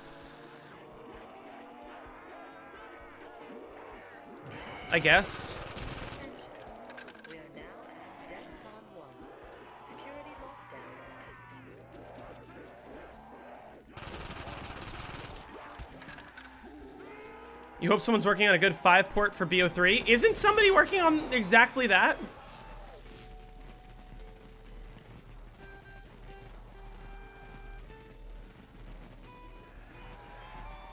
I agree with that, Husky.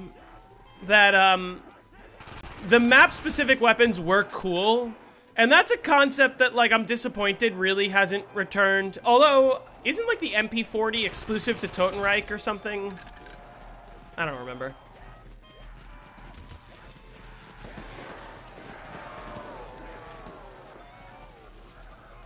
Is the broken elevator camping strat still viable for high round on die rise? I mean, like, in the shaft, it is viable, only at around 100, of course. But yeah, that's the meta, is camping on the level right below the Galvanuckles. That's what you do to get to 100. Been wanting to get to your first round 100 on your favorite maps, but can't decide between Die Rise or Kino der Toten on BO3. I find Die Rise more fun than BO3 Kino. Die Rise is a cool map. I would do Die Rise solely because I think that getting 100 on BO2 just sort of carries a little bit more, like, oh, There's people working on BO1 mods. BO1 custom apps are a thing. Small but steadily growing thing. There's a lot of good mods for BO1. I've heard good things about like the Renaissance mod, and there's a few good maps. All right, good night. Thanks for stopping in.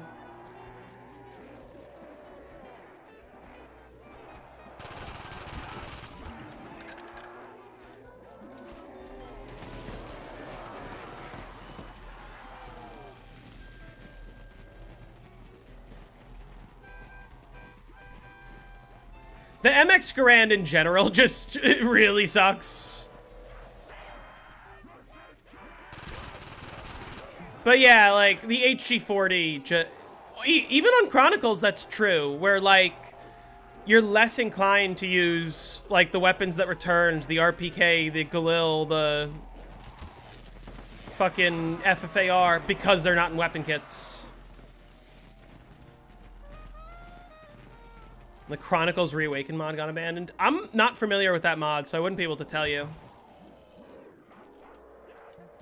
It's set to shoot again. It's all good. Thanks for stopping in. Hopefully I see you soon. Where did you come from?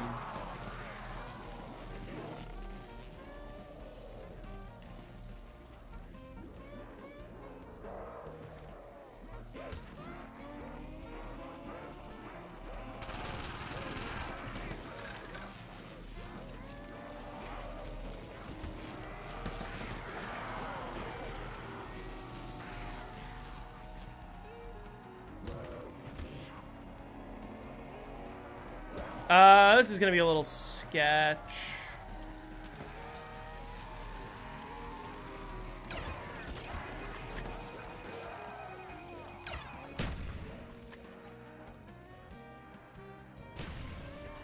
I just broke a bunch of windows.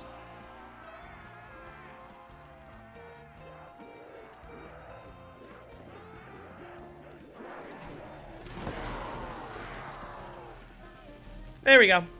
9 is a hard map. 9 is an easy map. How's it going, Beaver? I saw you commented on my video. Thanks for stopping in.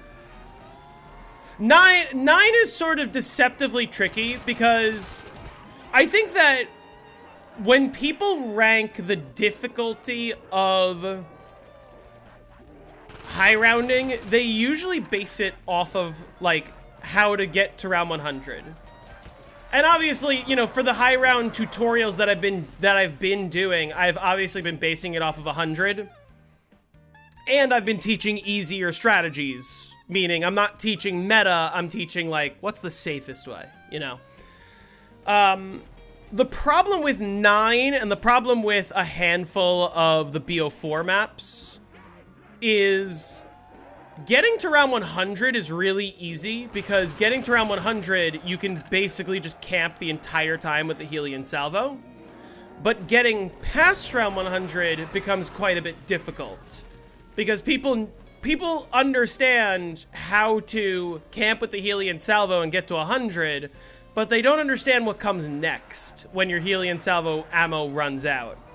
And the trap strategy can be deceptively tricky if you don't know what you're doing. I didn't camp in the labs this game. I did War Room for the first 40 rounds.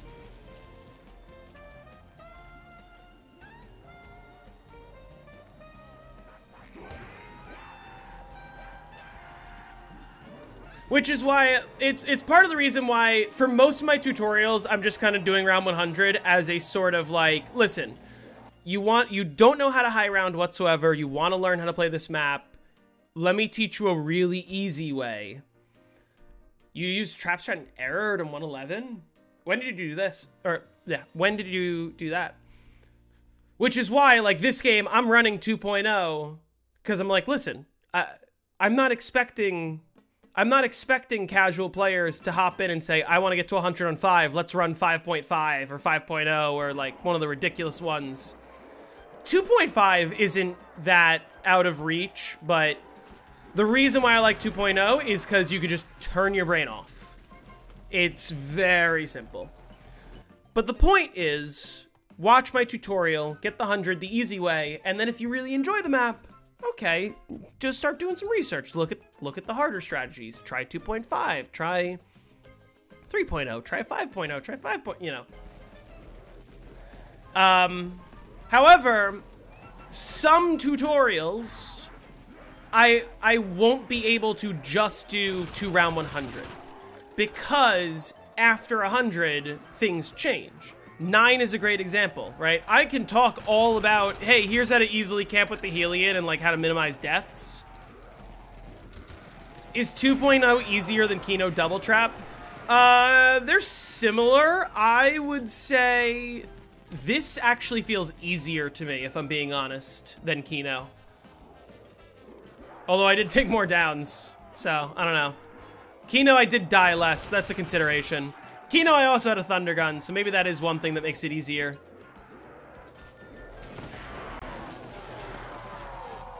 Toss up for me. Most people would probably say Kino's easier. But I like this loop. But yeah, like with 9, I can't just say, oh, camp with the Helion Salvo, now you can get to whatever round you want. Like, I have to say, okay, well, what do you do when you run out of Helion Salvo ammo? And I have to talk about that. The same is going to be true for a map like Die Rise. I can very easily make a tutorial on, hey, just set up, sit in this elevator shaft, and camp to 100, and you're chilling. And that would be great. Except some people are going to want to go past round 100, and it's not the same thing after that. This was before the update when the game came out. That makes sense, because when Black Ops 4 first came out, it was really unstable. But, and a lot of people just kind of gave up after that. Except now, ironically, it's actually one of the most stable games in the series. Like, everything got fixed just way after the game's life cycle. So, if you try to do the trap strat again, like, you won't crash on 9 anymore.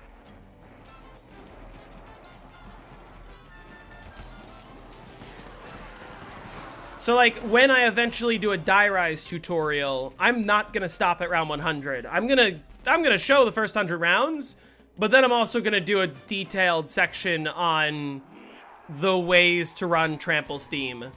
And also, like, that sounds like it's gonna be difficult. It probably will be.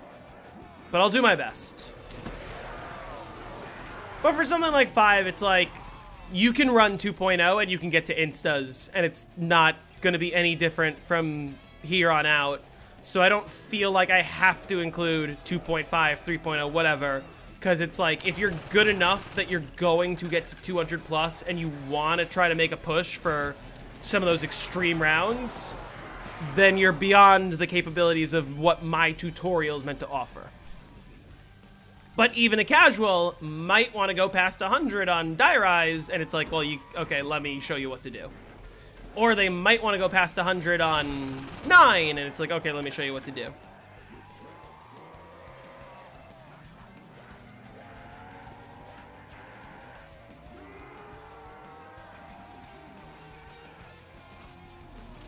The other nice thing about, like, teaching sort of chill strategies and not focusing on, like, oh, this is 100% the meta, is I think I'd be struggling a lot more right now if I was trying to, like, run 5.0 from scratch.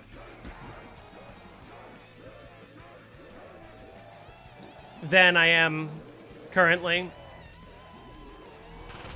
And I don't want to be running, like, all the most difficult strategies, because then I'm never gonna, like, it's gonna take me forever to release tutorials. I do have a plan for Call of the Dead if it gets voted.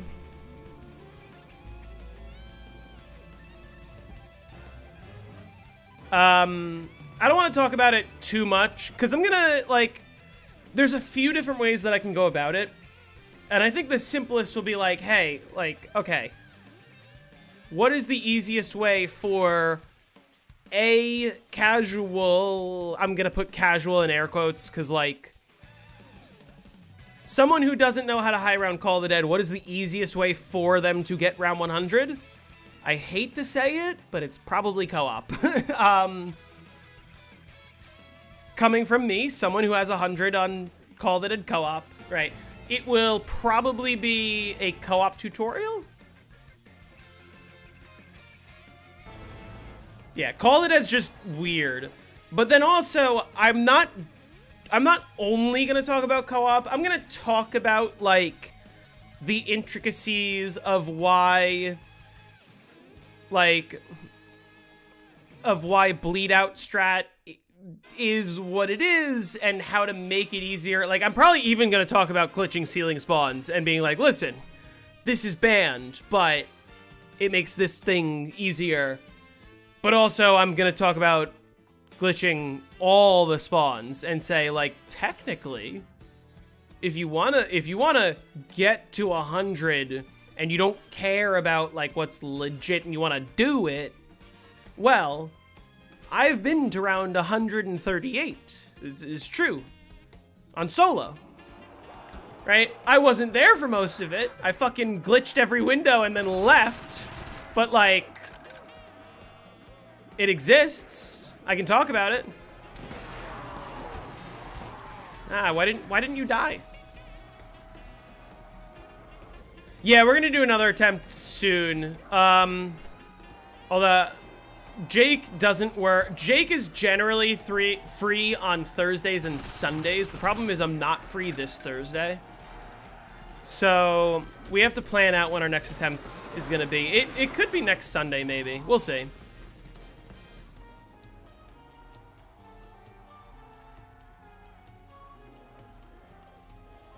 But the new strat's a lot of fun. Bleedouts are easier on controller.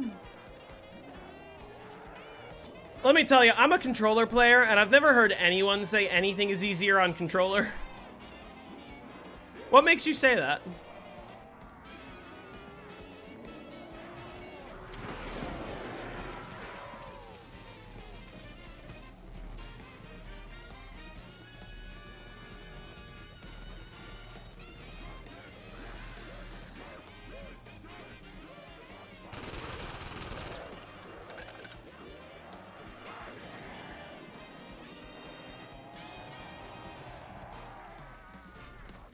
Yeah. My goal with this whole series, and especially with a map like 5, is to show people, like, listen, it looks hard. And if you haven't played 5 since 2012, you might think it's hard. But, like, as soon as you kind of sit down and say, okay, let's understand the movement. Let's understand why I'm doing what I'm doing. And then once you're able to replicate it, it's so easy. It really is. And I just firmly believe, like, there is... Funnily, setting up is hard. Yeah, setting up is the hardest part. And by far, like, I think when I make the tutorial for this map, I'm going to be like, listen. I know that setting windows is a pain in the ass. I know. And like, if you make it to round 40 and you keep dying setting windows, I get it. Just push through. Once you get those windows set, you're gonna be chilling. You can exploit max ammos to oblivion via monkeys. Not on BO1.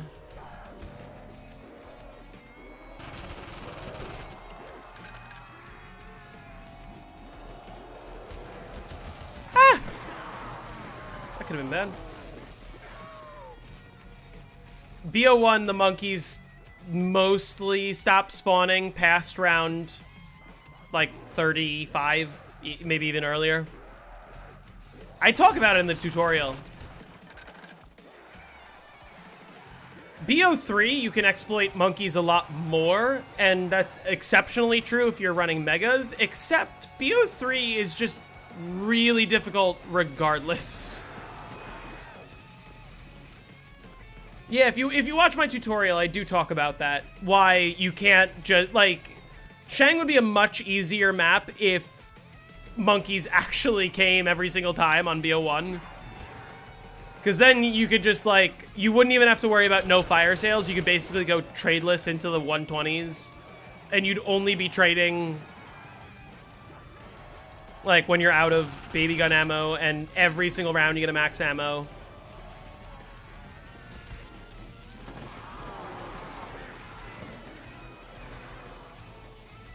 $120 FOV makes the game really easy. I play on 100. I find 120 to just be a little too wide, that it's sort of uncomfortable to look at. But that kind of depends on the player.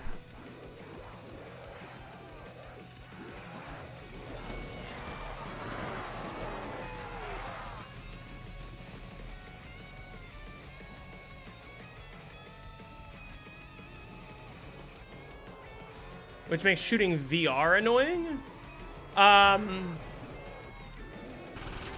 Well, the problem is, why does it make shooting VR annoying? Because you can aim more easily with a mouse, in theory. You play on default FOV? I used to play on default, but ever since I went to 100, now I can't go back.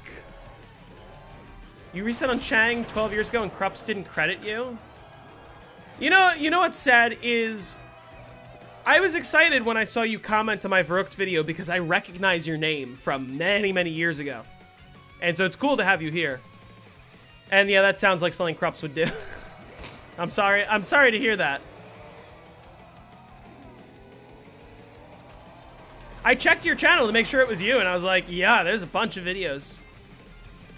What's the easiest round 100 on BO1? Probably Ascension, I would say. You can make an argument for Kino. If you know what you're doing, you can make an argument for Moon, but like, that one kind of has a learning curve.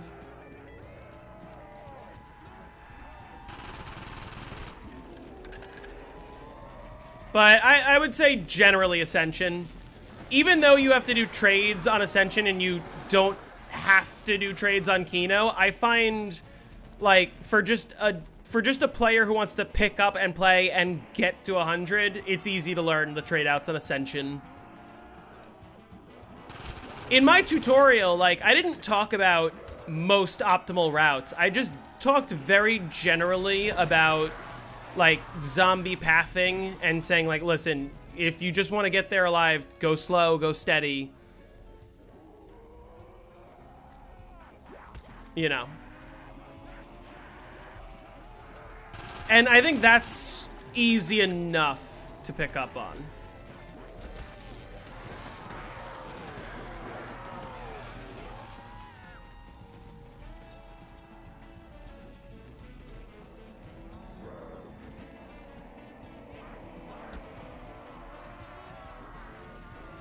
Oh, yeah. Oh, what, you mean shoot VR like on solo Call of the Dead, right? I can see what you mean. I thought you were talking about co-op for a second. I was like, co-op's fine.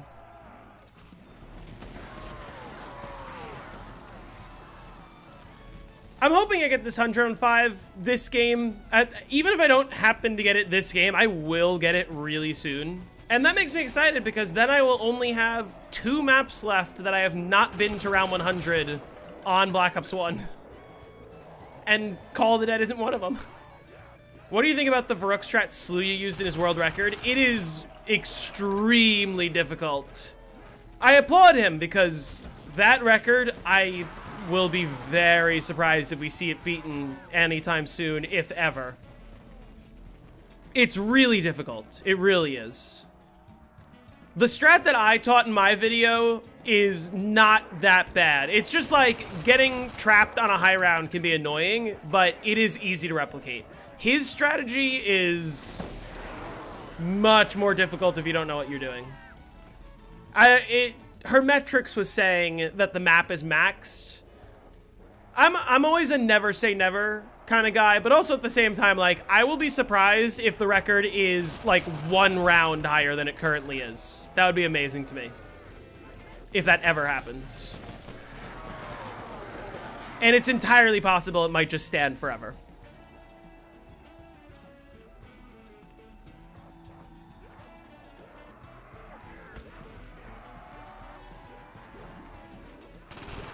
Yeah, Sluya just has absolutely mastered the movement of Black Ops 1, is what it is. Like I said, like I've been saying for a lot of the stream, Black Ops 1, high rounds, depends on the map, but it heavily has to do with just good movement and just sort of understanding where the zombies are.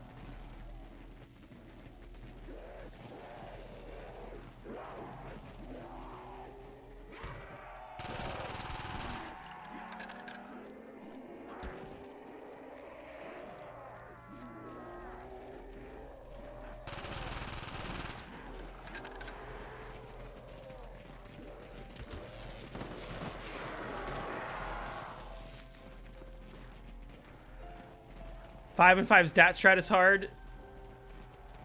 Yes, Shang's Semtex strat is also quite difficult. There's a reason I did not even touch that when I made my Shang tutorial.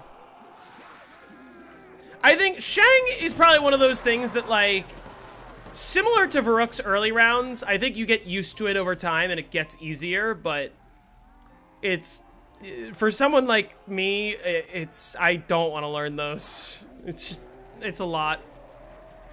I believe in basically every BO1 record being beaten eventually, including DOA. DOA is a weird one, because technically, if you get to round 160, where you fight the 4 silverbacks, and, like, you happen to get really, really lucky where, like, very, very few electric poles spawn, and you only kill 1 silverback at a time so that you don't spawn too many gems on screen at once, like, you could maybe beat the 160. But it's like, the odds of any of that happening is, like, so close to 0 that it's impossible.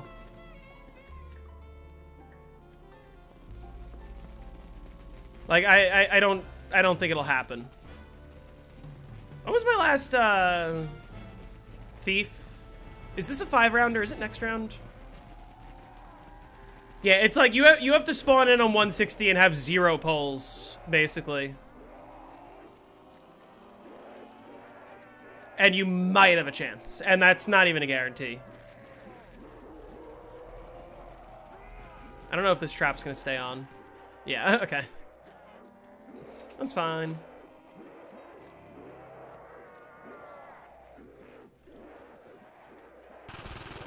Yeah, this is 2.0.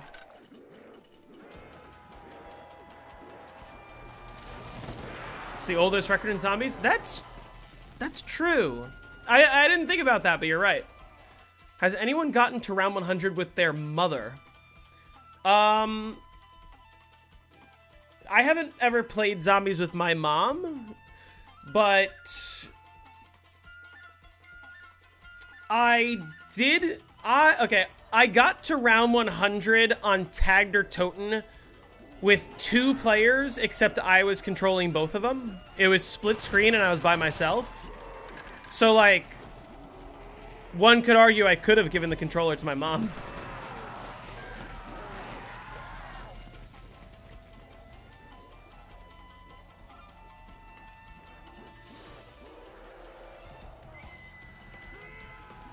Bro was playing with himself. Mrs. JZM when?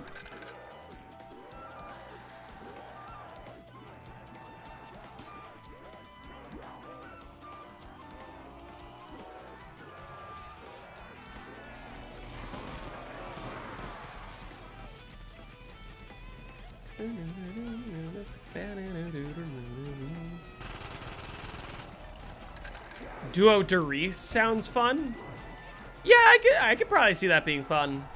Both players running around hitting traps, killing dogs and shit. That does sound fun.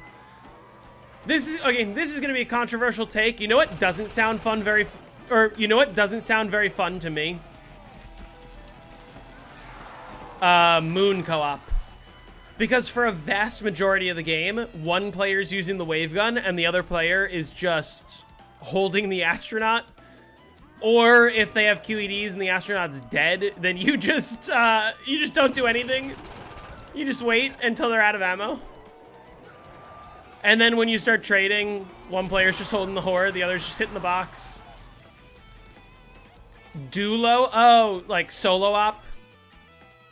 Solo op is the term for 2 players or more, but you're playing by yourself.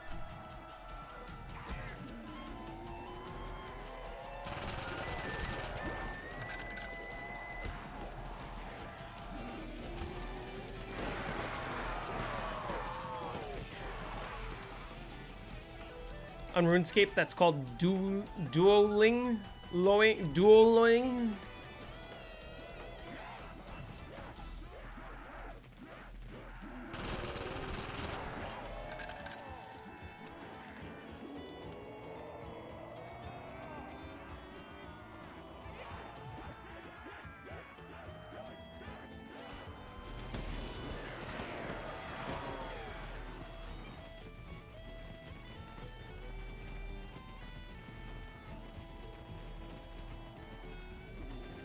Yeah, Zombies players combine the word solo with the word co-op to make solo op.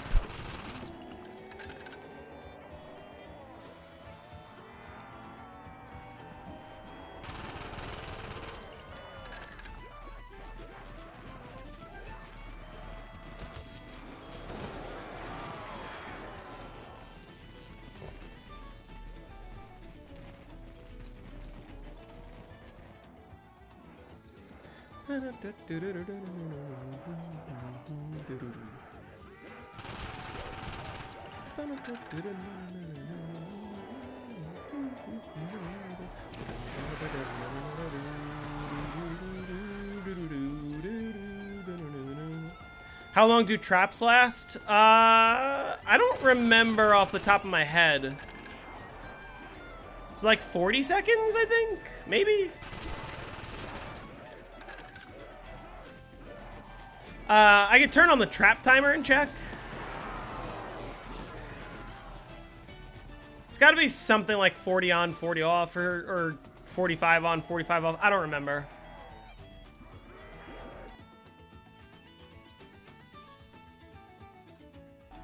It's 35 seconds? Thank you. Alright, well, let's time this next trap and we'll find out. I'm gonna base it off of just my... I can just base it off of the round timer here, so...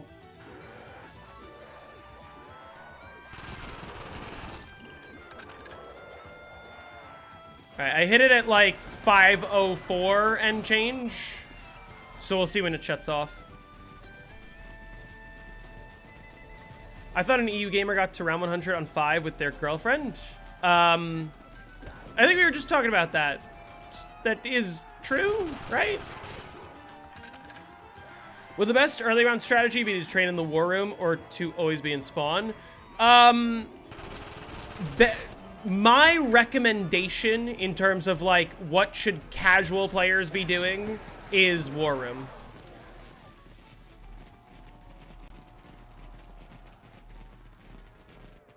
That was 40 seconds.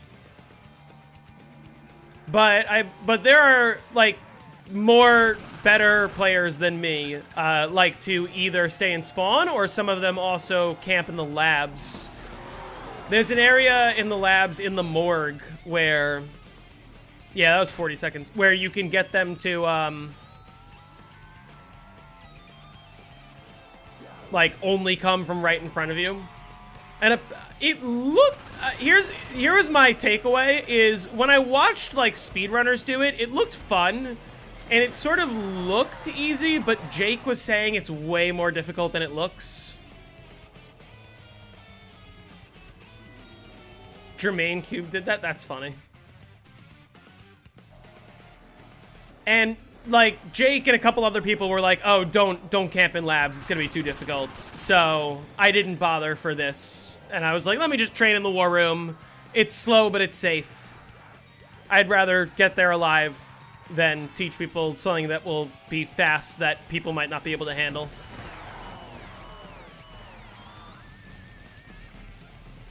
Until 30, then it's hard.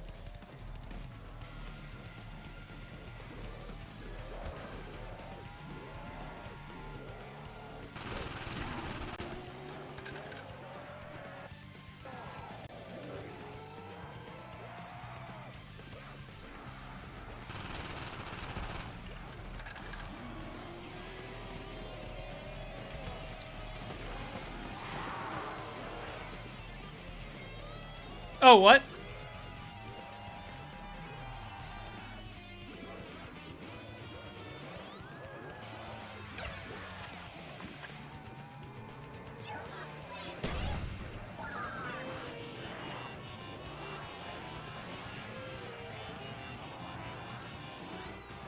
All right, let's fix this.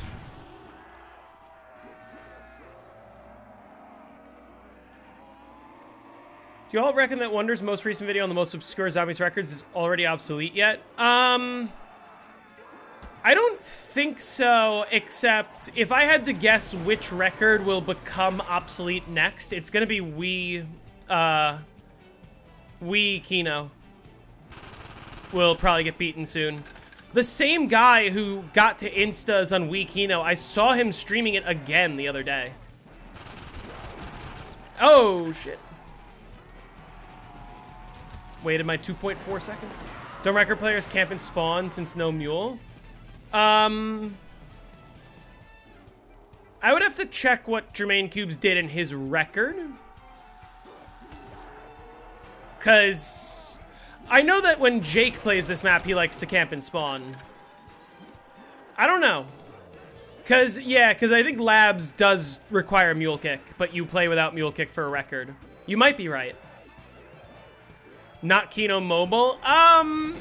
The reason why I say we know is because at the very least, one, the guy who set the record is allegedly still playing it.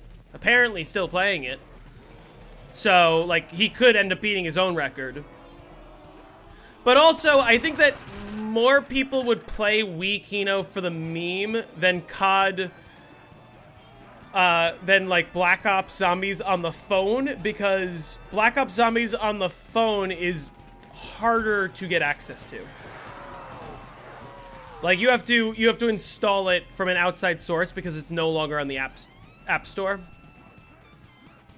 And that alone might be a barrier. Meanwhile, somebody that is already familiar with Dolphin Emulator could easily get to play Weeno.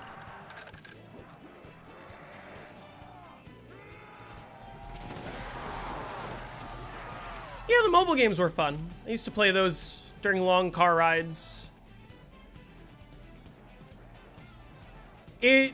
Technically, it's considered lost media, but, like, you can download it. There are sources where you can get it. It's just not super easy for someone who might not be familiar with that sort of thing. 5 or Classified? I prefer 5 over Classified. But they're both fun. You guys saw earlier this year, I got my first ever 200 on Classified. Narrowly missed out on getting the Megas world record, and I am still considering going for that again.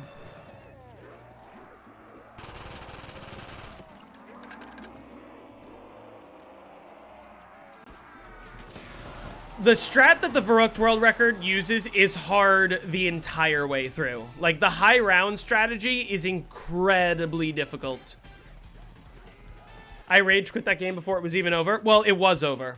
One down, I lose my perk setup. That's it. If I don't get ideal perks back, then you see me play Moon BO1 and subbed? Well, thank you. I want to play Moon BO1 again. What strat did I run for 200 Classified? I was playing with Megas, so I literally camped in the bottom elevator in the war room and spammed the Helion Salvo for 200 rounds. Because you have Secret Chopper, you have range, like you just spam. It's still not a fucking, when did I have my last one? Was it 74? I'm losing it.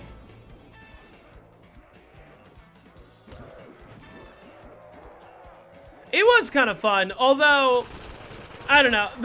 My problem with, like, trying to go for Classified world record is I just wouldn't know where to stop.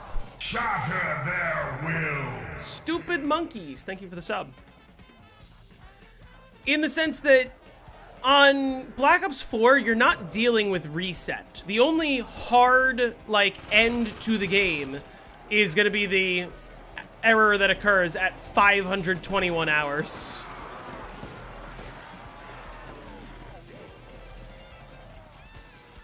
And I don't want to play a 500-hour long game of Classified. I just don't, especially with Megas. And so, in theory, unless I actually died, like, it would literally just be I would play until I decide that I'm on a high enough round, and then I quit. And something about just that concept of, like, oh, okay, I'm on a high enough round, I'm done, somebody beat my record. I don't know. I like to play things through to the end, but also I don't want to play a 500-hour long game, so it's just a lose-lose.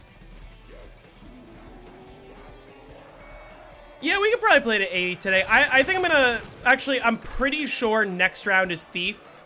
So... I have been playing for 2.5 hours. It is 12:30. And I have time to finish up tomorrow. I think what I do is... I think I am gonna end the stream when I hit round 80. Which will be in like 10-ish minutes. Why can't you let the Pentagon Thief steal your MPL and then rebuy it instead of killing him with claymores? You can do that. And that is what I did a few rounds ago. Like 2 Thief rounds ago. If you go back in the footage of this stream, I didn't have enough claymores to kill him, so I just said, take my MPL, and then I just waited. It is faster to kill him than it is to wait for him to kill himself. But, like... I'm leaving that as an option for, like, I will include that in the tutorial. Like, hey, what if you forget to put claymores? Or what if you don't feel like putting claymores? Just let him steal your MPL. Who fucking cares? Like, just buy it back. Doesn't matter. You get a max ammo even if you don't kill him. I will be including both methods in the tutorial. And actually, I might actually do a follow-up YouTube short showing that method, because it's even funnier.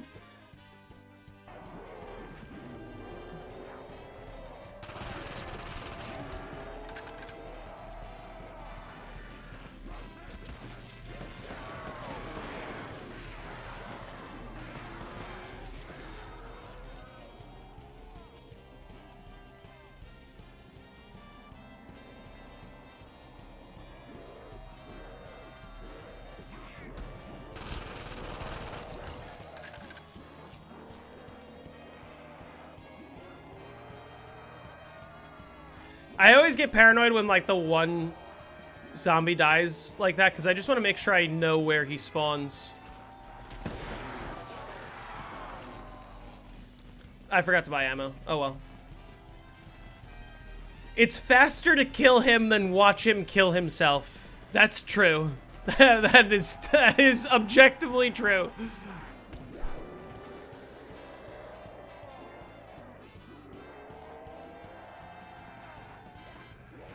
But also, watching him kill himself is a funnier option.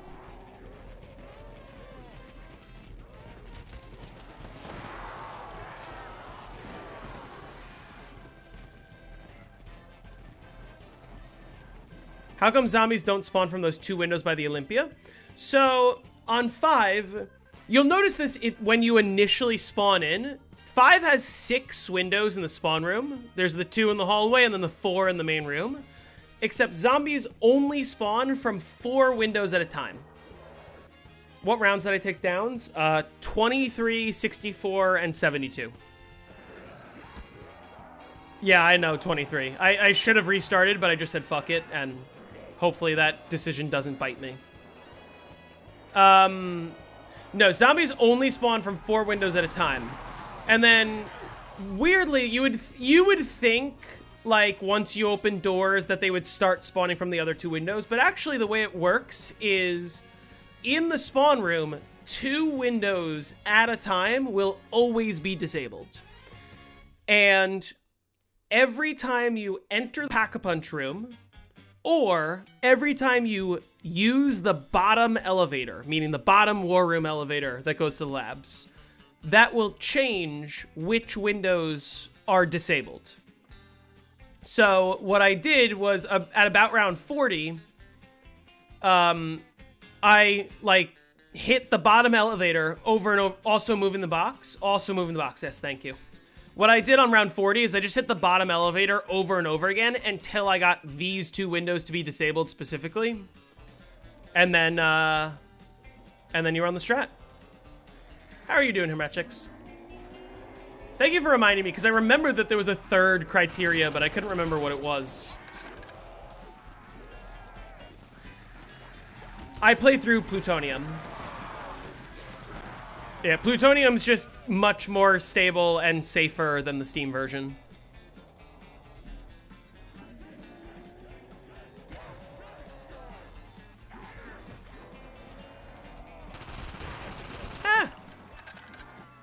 Rude. Rude double swipe.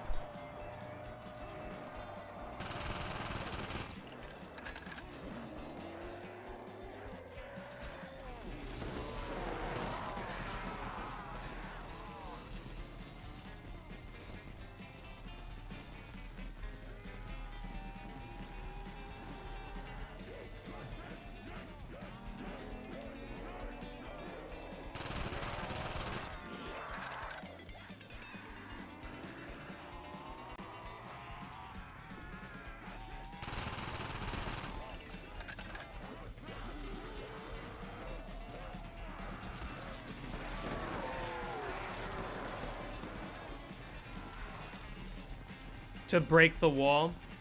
Is that... Oh, that's for entities reasons, right? Or is there a different reason?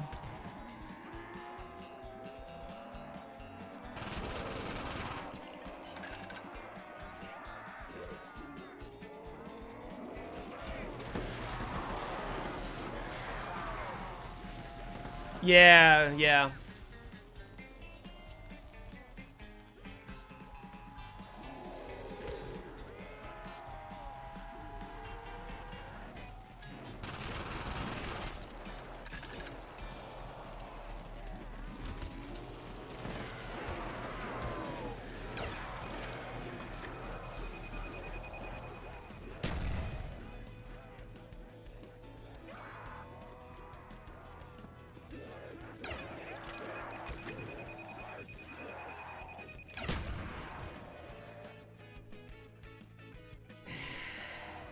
Okay, well...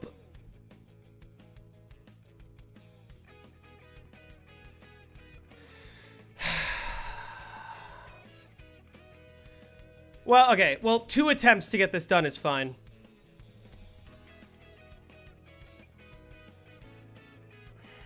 That's annoying. Alright, well, I'm not gonna try again right now, so... That's such a pain in the ass.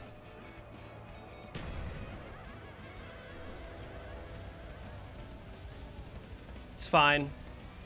I wanted to get it done.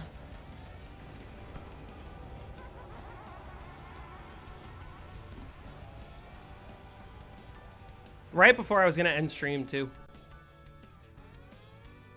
Yeah, I mean, to be fair, that was, like, literally my first attempt. For what people consider to be a hard map. Not a hard map. Next one's the run. Next attempt is the run. Trust. It's annoying.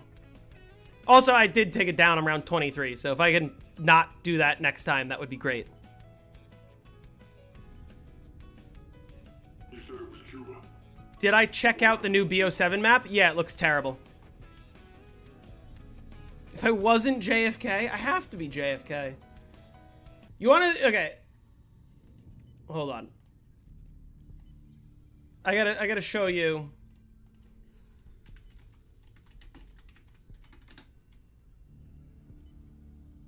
Was Castro involved?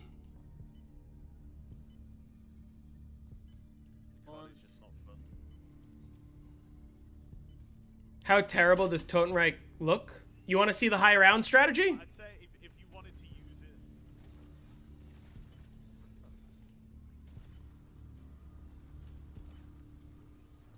Anything. Something. Try harder.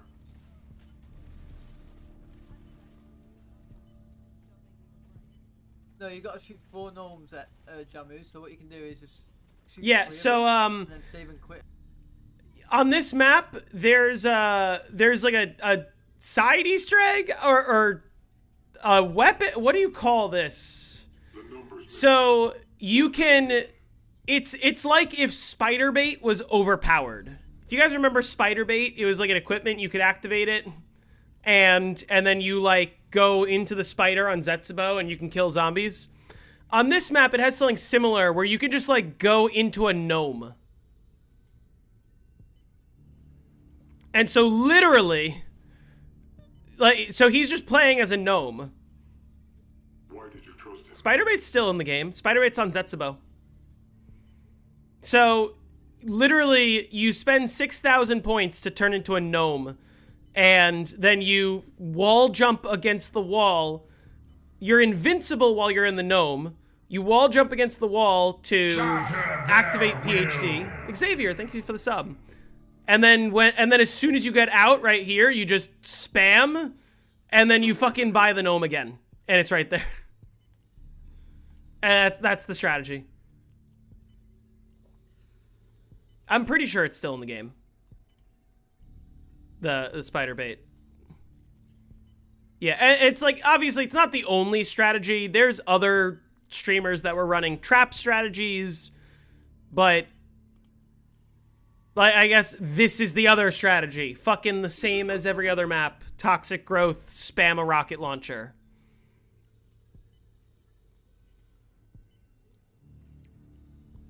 Yeah, the whole strategy revolves around gnome. Yeah.